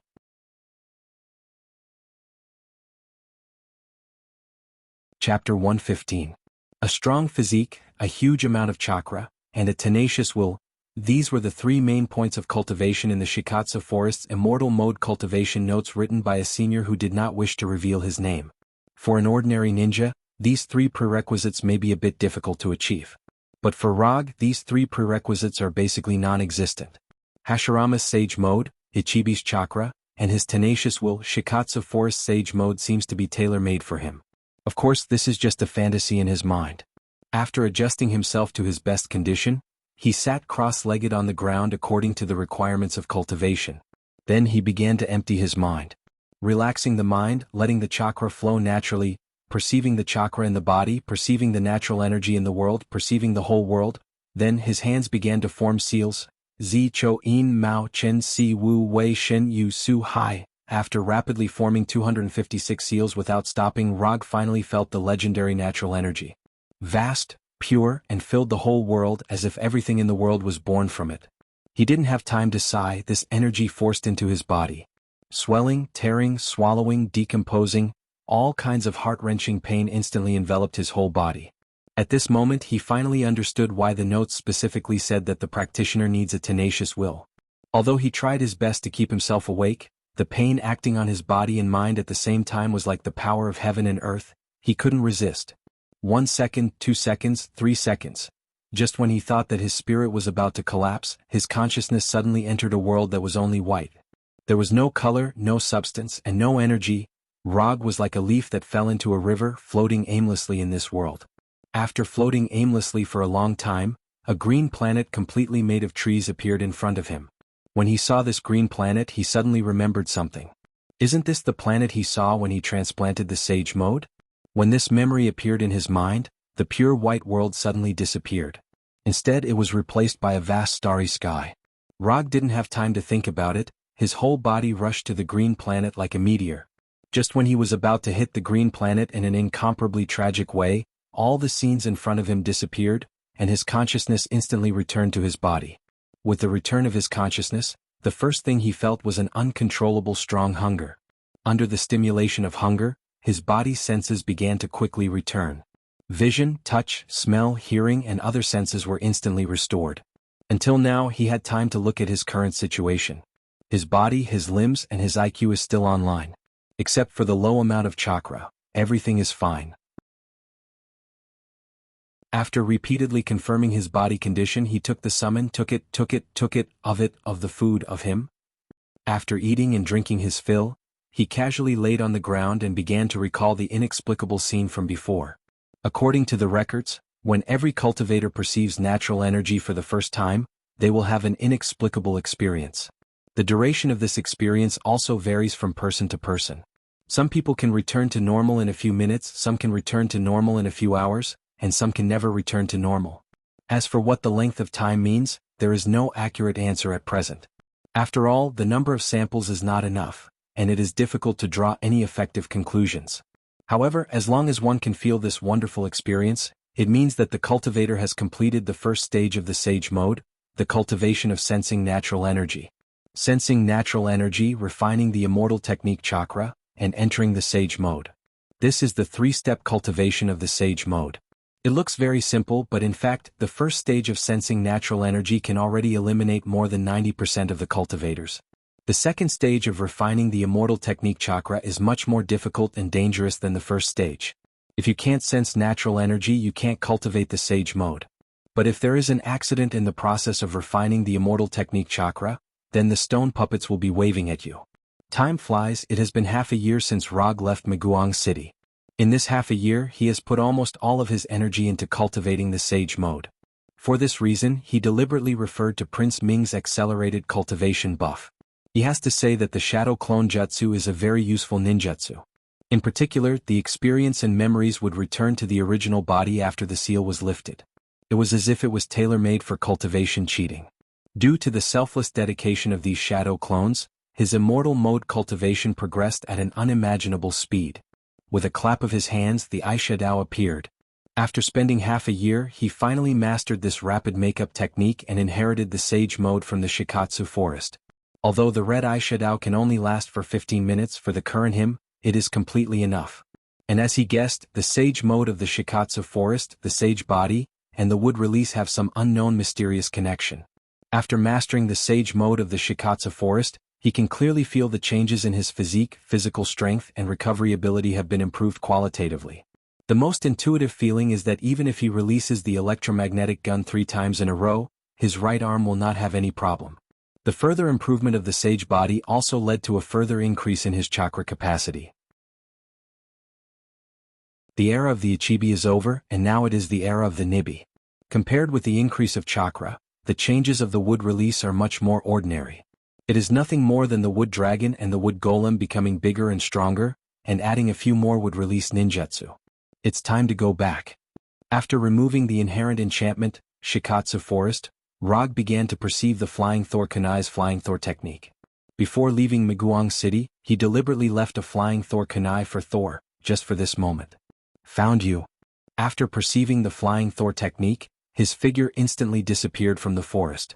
When his figure reappeared, the first thing he saw was Saul, whose clothes were in a mess and who was gasping for breath.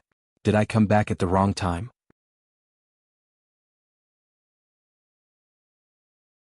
Chapter 116. Thor's hammer was carelessly placed to the side, the armor on his body was also taken off, and sweat was dripping down his face. Beside him was a similarly exhausted Sif. How did you become like this? At this time, Thor was in an indescribable state, as if he had been ganged up on for several days. The god of the ocean, Njord, personally made a move. In order to cover the retreat of the army, Thor fought Njord alone. Thor didn't say anything. The one who answered Rog was Sif. Njord? What did you do to make Njord personally deal with you? The god of the ocean, Njord. His position in the Warner Protoss was probably equivalent to the position of the father of the gods, Odin in Asari. Although his strength was not as strong as Odin in Warnerheim, he was definitely worthy of the title of the strongest. Under normal circumstances, Njord would absolutely not make a move against Thor and the others.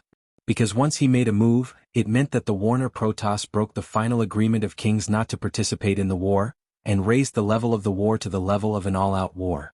In this way, the battle between Asari and Warner Protoss was no longer a small local confrontation, but an all-out war between the two races. To put it in simpler terms, Njord and Odin were Warner Protoss and Asari's nuclear weapons. Because both sides had nuclear weapons, even if there were some unpleasant local wars, both sides could maintain the most basic rationality. But if someone disregarded the agreement and used nuclear weapons, then what awaited them would be the same nuclear attack. Do you still remember the 3 Storm brothers that you killed? Thor looked at Rog with some helplessness, then said, Of course I remember. If it weren't for the 3 Storm brothers, he wouldn't have practiced Sage Mode in advance. So to a certain extent he had to thank the 3 Storm brothers. If it weren't for their selfless contributions, he wouldn't have been so motivated to cultivate. They are Njord's descendants and they are the more outstanding ones. Thor continued to explain, but Rog did not understand what this had to do with Njord personally taking action. The grass on the graves of the 3 Storm brothers was already more than a meter tall. If Njord wanted revenge, he would have done it long ago. On the battlefield, everyone relies on their own abilities. Even if you lose, you won't blame the heavens or accuse others. But someone used this to make a big deal out of it. They spread it in Warner Protoss, saying that Njord's descendants were even worse than Earthlings, and that 3 of them couldn't even defeat one. Coupled with the continuous defeats of Warner Protoss, Njord's reputation among the general public is getting lower and lower. In order to regain his reputation, Njord organized an army of 30,000 people and led them into battle personally. This reason sounded reasonable, but Rog still felt that this reason was a little too far-fetched. Would Njord, an old monster who had lived for God knows how many years, be so impatient? It was impossible that he didn't know what it meant for him to personally take action, but he still chose to do so. In order to regain his reputation, he didn't hesitate to draw out Odin. This didn't seem like something a king would do, especially when his own strength was not as good as Odin's. Don't you feel that something is wrong? Rog asked in return. We also feel that something is very wrong, but that's all the information we have right now. And Njord really did take action. Thor naturally noticed this, but Njord's action made them have no time to think about other things. The most important question now was how to stop Njord. If they couldn't stop Njord, then everything they had done before would be meaningless. At this moment, the 3 warriors of Sengoku suddenly came into the tent and said to Thor, Njord is coming with the army. He will appear in front of the camp in at most an hour. All the Asari camps in Warnerheim had been recovered. If it wasn't for Njord's appearance, they would have considered returning to Asgard. Inform the entire army we will continue to retreat. Thor sighed helplessly and gave the order to continue the retreat. This was not a good order for Asari, which valued martial arts. But under the current circumstances, this was their best choice. Without the top combat power to restrain Njord, it was meaningless no matter how many ordinary soldiers there were. Where is Njord's army now? Rog didn't look at Thor but turned to Hogun and asked, I'll go buy some time for you. After saying that, Rog left the tent and looked to the north. The god of the ocean, Njord, the strongest of the Warner Protoss. Just the name alone was enough to make people eager to give it a try. Don't be rash. I've already sent someone to inform Father. We don't need to deal with Njord ourselves. Thor followed Rog out of the tent and said with a serious face. Just by looking at Rog's expression he could tell what Rog was planning. As the only person present who had fought Njord, he knew how strong Njord was. Don't worry, I won't joke with my life. I may not be able to defeat Njord, but if I want to leave, he won't be able to stop me. As soon as he finished speaking, Rog's figure disappeared in front of Thor. He just mastered Sage Mode, and such a perfect opponent appeared. If he didn't seize this opportunity, Rog would despise himself. And as he said, even if he can't defeat Njord, he has absolute confidence to leave the battlefield. A ninja who mastered Thor is so confident. After running north for a while, he saw a mighty army of Warner Protoss, and Njord who was riding a mount he couldn't name. The moment he saw Njord who was walking at the front of the army also saw him. Although it was the first time he saw Rog, Njord recognized him at a glance. The man in red armor was the one who killed the 3 Storm brothers. Njord slightly raised the trident in his right hand, and the army of Warner Protoss behind him immediately stopped moving forward, and the whole army quietly stayed in place. Then Njord slowly walked toward Rog on his cheetah-like mount. When Njord walked toward him, Rog also summoned the Kusanagi sword and the thunder fan, and then put these 2 weapons on his body. After arriving in front of Rog, Njord looked at him condescendingly, and then pointed the trident in his hand at him. You are the Earthling Rog? Njord deliberately asked in a very oppressive tone. No. I am Sage Rog. Roger put his palms together, and a red arc of eyeshadow appeared in his eyes. A red circular pattern also appeared on his forehead.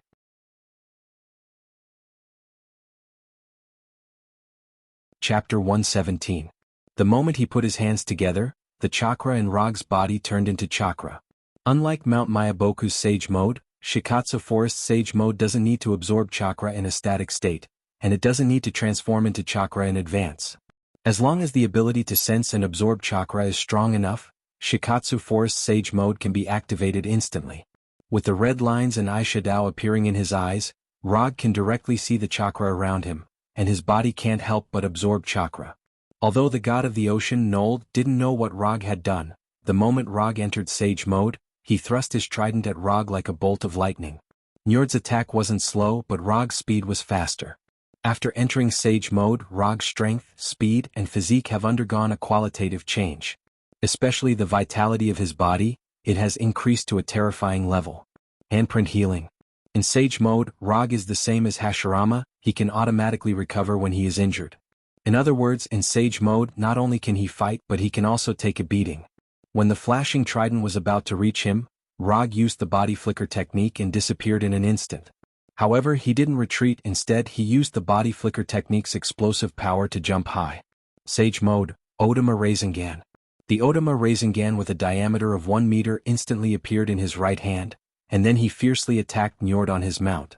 As the strongest of the Warner Protoss, Njord naturally won't be hit so easily. He suddenly raised his right hand holding the trident, and the tip of the trident pierced the Odama Rasengan in Rog's hand. Boom. An energy storm mixed with Senjutsu chakra and storm force erupted with a loud bang. The shock wave generated by the explosion swept out in all directions at a speed faster than the speed of sound, and spiderweb-like cracks appeared on the ground within a few hundred meters. The shock wave of the explosion lifted Rog in the air, and Njord's mount directly knelt on the ground and let out a painful howl. Rog hasn't landed yet, but his attack was once again in front of Njord. Flying Thor Kunai. Dang. Njord waved his trident, and the Flying Thor Kunai was blocked and bounced to the ground. Rog did not expect the Flying Thunder God Kunai to hit Nold in the first place. All he wanted was a set of coordinates that he could teleport to. When the Flying Thunder God Kunai stabbed into the ground, he disappeared from the sky again. Immortal Method. Lightning Release, Chidori Blade. Relying on the Flying Thor, he instantly flashed to Njord's right side, and the Kusanagi sword wrapped in lightning drew a beautiful arc. Njord didn't expect that Rog, who was blown away by the explosion, could actually come to his side in an instant. He didn't expect that Rog's sword would have such a terrifying speed. Now there were only 2 paths in front of him. Either he continued to sit on his mount and use his body to resist the sword, or he abandoned his mount and took the initiative to avoid the sword. In the blink of an eye, Nold made his decision. His body slightly leaned to the left, and then he turned around and instantly left his mount. Njord avoided Rog's lightning-like sword, but his mount wasn't so lucky. The Kusanagi sword directly cut through the mount's neck, directly ending the life of the mount. After the lightning killed Njord's mount, Rog didn't have time to withdraw his sword. Njord's attack arrived in front of him. It was a purple lightning ball with a diameter of 2 meters, flying straight toward him with the momentum to overturn mountains and seas. Even if he had the sage body and entered the sage mode, Rog absolutely couldn't resist the damage of this ball of lightning. However, he didn't need to use his body to resist this ball of lightning. When this powerful ball of lightning was only 2 or 3 meters away from him, a huge palm of 3 or 4 meters in size emerged from the ground and directly grabbed the ball of lightning. Immortal method, wood release, wood puppet technique. I often say that in the past, Hashirama used the wood puppet to catch the Kyuubi's Baijidama with his bare hands. Today Rog used the wood puppet to catch the sea god Njord's ball of lightning no problem. When the huge palm caught the ball of lightning, wood puppet Arhet, whose height soared to more than 40 meters, climbed out of the ground. Although Wood Arhet's appearance didn't seem too oppressive at this time, seeing Wood Arhet catch the ball of lightning with his bare hands, the Warner Protoss soldiers couldn't help but have the feeling that Wood Arhet was an abyss demon. Holding a ball of lightning that constantly released strong electric current in his right hand, and a wooden dragon with a long hooked nose wrapped around his body, Wood Arhet appeared directly in front of everyone. Here you go. Under Rog's control, Wood Arhet's right hand was like a meteorite falling from the sky towards Njord. At this time, Njord finally understood why the 3 storm brothers who had awakened the power of the storm lost to Rog in the Battle of Champions. This earthling can't be allowed to live. Although Njord's height was less than 2 meters, he didn't have any intention of dodging or retreating. Instead, he directly raised his trident and stabbed towards Wood Arhet's right hand. In terms of size, Njord's action was like a mouse roaring at a lion. But as the strongest of Warner Protoss, Njord obviously wouldn't do such a meaningless action. Boom. When Wood Arhet's right fist that was holding the ball of lightning collided with Njord's trident, an even stronger energy storm than before erupted. The shockwave from the explosion even directly swept through the Warner Protoss soldiers 1 kilometer away, causing the originally neat and orderly formation of the Warner Protoss to suddenly become a mess. The trident in Nold's hand collided with the wooden Arhet's right fist, which was several times larger than himself. The trident that was about the size of a toothpick in front of Wood Arhet not only blocked Wood Arhet's right fist, it also didn't bend at all. This kind of unscathed state was no longer something that could be explained by the strength of the trident itself. Before Wood Arhet could retract his right fist, the trident in Njord's hand shone with an ocean-like blue light. Then an indescribably shocking scene appeared in front of Rog. On this plain far away from the ocean, a 40 to 50 meters tall and several hundred meters long wave appeared out of thin air in front of him. It was like a natural moat formed by the waves, towering in front of him. Ocean god Njord was starting to get serious.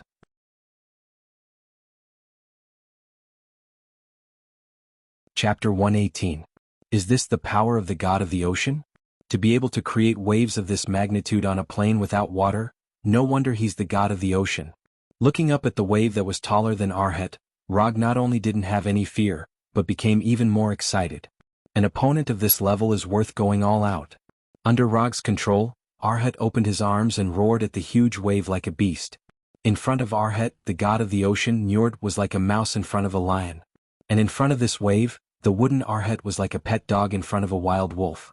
Sometimes, the ups and downs of life came so quickly. At this time, the Warner Protoss soldiers in the distance didn't know how to describe the battle between Njord and Rog. Their only thought now was to retreat as soon as possible, as far away as possible, so as not to be affected by the terrifying battle between these two. Dying on the battlefield was the glory of a soldier. But if he died in the process of being a spectator, it would be a blatant irony. Under the command of the other generals, the disrupted formation of the Warner Protoss soldiers began to quickly retreat. At the same time, on the other side of the plain, Thor and the 3 warriors of Sengoku were also shocked. They knew that Njord was very strong, the strongest of the Warner Protoss.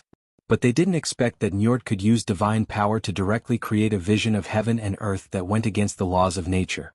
And what surprised them even more was that Rog, who had been missing for half a year, could actually fight Njord back and forth. Moreover, judging from the few exchanges just now, he had a slight upper hand. He has a power similar to divine power, but I've never seen this type of power.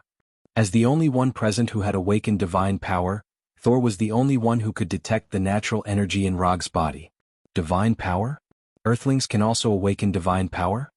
Sif wasn't suspecting Thor, but it sounded a little unbelievable. It's not the kind of divine power that we understand. It's just somewhat similar to divine power. It can borrow natural energy. Rog immediately noticed Thor's arrival, even though he didn't pay attention to Thor's situation. After entering Sage mode, his perception ability had been significantly improved, especially in the area of natural energy perception, which had an unparalleled improvement. Thor, who had awakened the power of thunder, was like a walking human-shaped lightning bolt. Moreover, it was the kind that kept releasing electricity. Therefore, as soon as Thor appeared, he would be able to sense Thor's arrival. But now he didn't pay attention to Thor because he still had a troublesome wave to deal with. Under Njord's control, the tens of meters high wave rushed towards Arhat like a ferocious beast. It had the momentum of completely destroying Arhat. At the moment when the wave hit, Rog also used a ninjutsu that he had never used in actual combat. Sage mode, wood release, world of trees descending. At the moment when the wave was about to hit Arhat, the whole earth began to tremble violently, and huge trees directly rushed out from the ground. In an instant, a forest with a radius of several kilometers appeared on the plain, completely changing the terrain of the plain. You have waves, I have forests. Don't underestimate Sage mode. The huge wave carried an aura that could destroy everything as it slammed into the wooden Arhat, slamming into the forest that had sprouted from the ground. At the moment when the wave hit the forest, the earth seemed to howl, and the dull and heavy sound of the wave resounded throughout the world. The waves flowed through the forest like a flood, destroying a large number of trees. An obvious gap appeared in the originally dense forest. When the seawater dissipated, the forest was still standing on the ground, and Arhat was still standing. Now it's my turn. Rog didn't give Njord a chance to launch another attack. Arhat's fists were like Gatling guns as they bombarded Njord. The Gatling Bodhisattva of Namo had saved the world with great compassion. 3,600 revolutions in a single breath. Physics is converted to Buddha. Yula Yula Yula Yula. The last time this happened was when the destroyer was made of URU metal. Njord was not the destroyer, but the wooden Arhat was not the wooden Arhat of the past. Right now, the wooden Arhat was burning the immortal technique chakra. Just as Arhat's physical fist was about to hit Njord, a spherical barrier made of light blue light appeared in front of him, completely blocking Arhat's fists that could destroy rock and steel. Although the spherical barrier was only a few centimeters thick, it was like an absolute domain, blocking all of the wooden Arhat's attacks. The dull sound of the attack was like the sound of war drums, reaching everyone's ears. While the light blue barrier blocked Arhat's attack, Njord once again raised the trident in his hand. The cloudless sky was suddenly shrouded in dark thunderclouds. Along with the appearance of the thunderclouds, there was also a downpour of rain, a whistling hurricane, and a rapidly rising sea level. Waves, lightning, torrential rain, hurricanes. This was the full power of Njord's ocean godly power. The warriors of the Warner God clan, who had already retreated several kilometers, after seeing this apocalyptic phenomenon, did not need anyone to order them to quickly retreat again. Should we go up and help? Sif came to Thor's side and asked. No need. Without awakened godly power we can't get involved in their battle. Thor was currently the only person qualified to get involved in the battle, but he had no intention of getting involved. Although he didn't know what Rog was thinking, he was certain that Rog was enjoying the battle. Relying on his ocean godly power, Njord directly changed the weather within a dozen kilometers, creating his own domain. You used the forest to change the terrain of the plains, then I'll turn the entire plains into an ocean. Wrath of the god of the sea, the sky and earth change color. Under the protection of the spherical barrier, Njord began to slowly rise into the air, and finally floated in the thunderclouds like a light blue sun. Bolt after bolt of lightning struck the forest, and the rapidly rising seawater flooded the entire plains. Dozens of hurricanes formed a storm cage, firmly trapping Rog in the forest. Looking at Njord in the thunderclouds, Rog somewhat helplessly sighed. Afraid that I won't be able to aim, so he purposely gave me a clear target? Surrounded by a forest of towering trees, under his feet was the 10-meter-tall wooden Arhat. Rog stood on the wooden Arhat's head, and had no intention of leaving. Since Njord purposely gave him such a clear target, it would be unreasonable not to hit him. Immortal spell, lightning escape, spiral electromagnetic gun.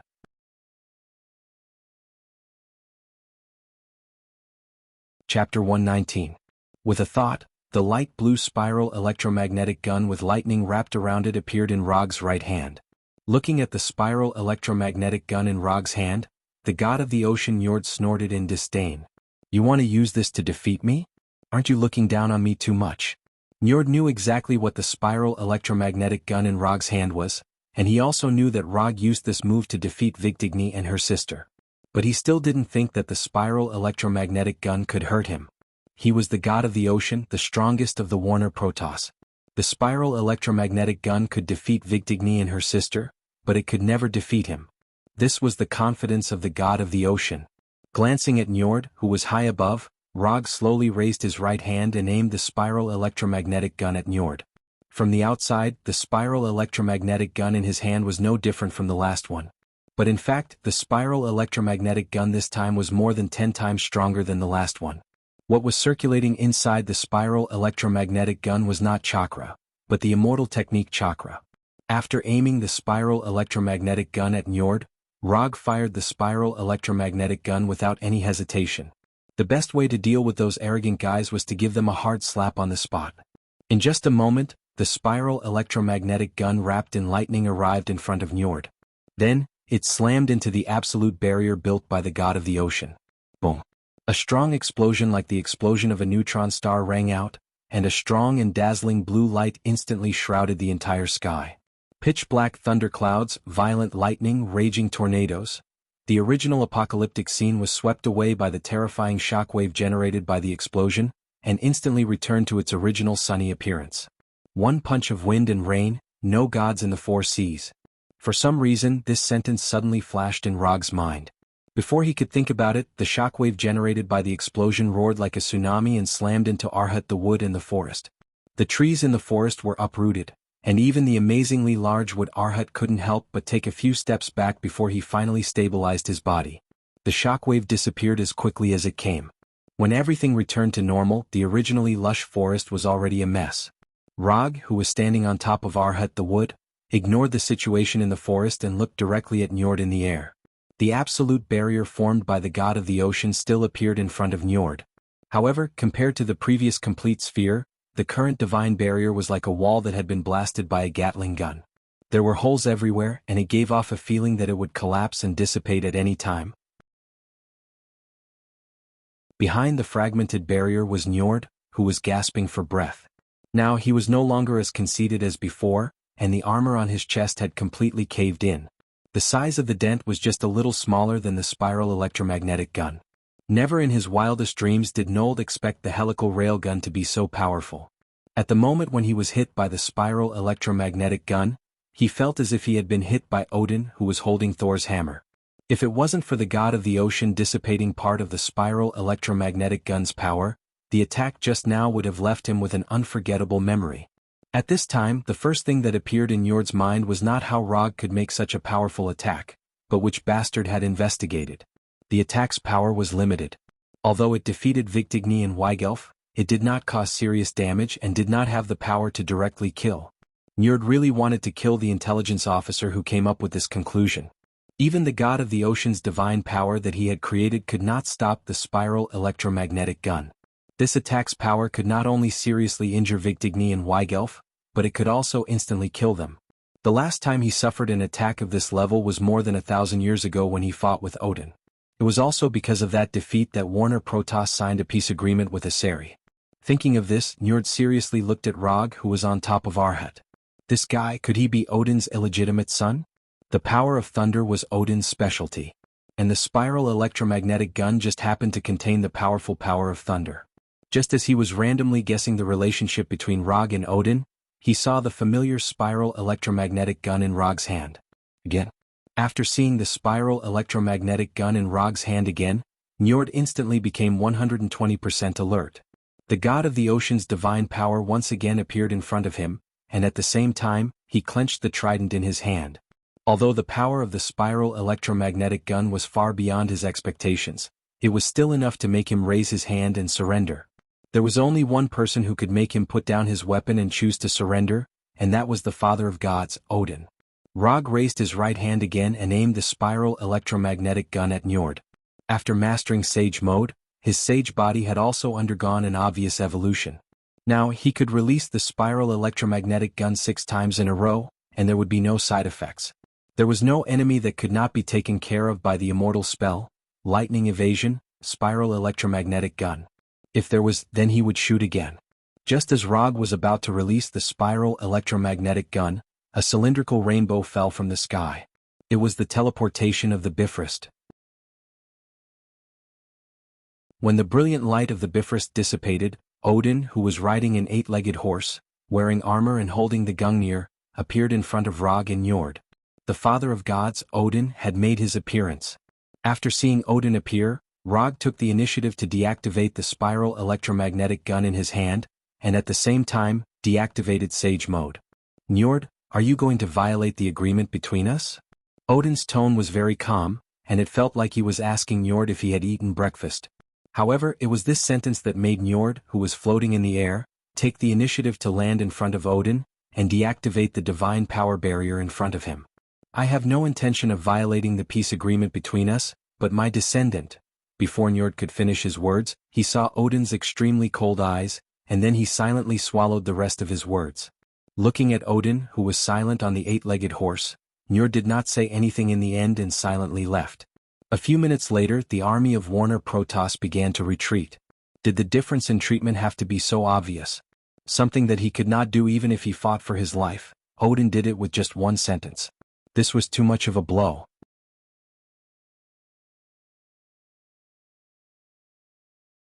Chapter 120. What was a big shot?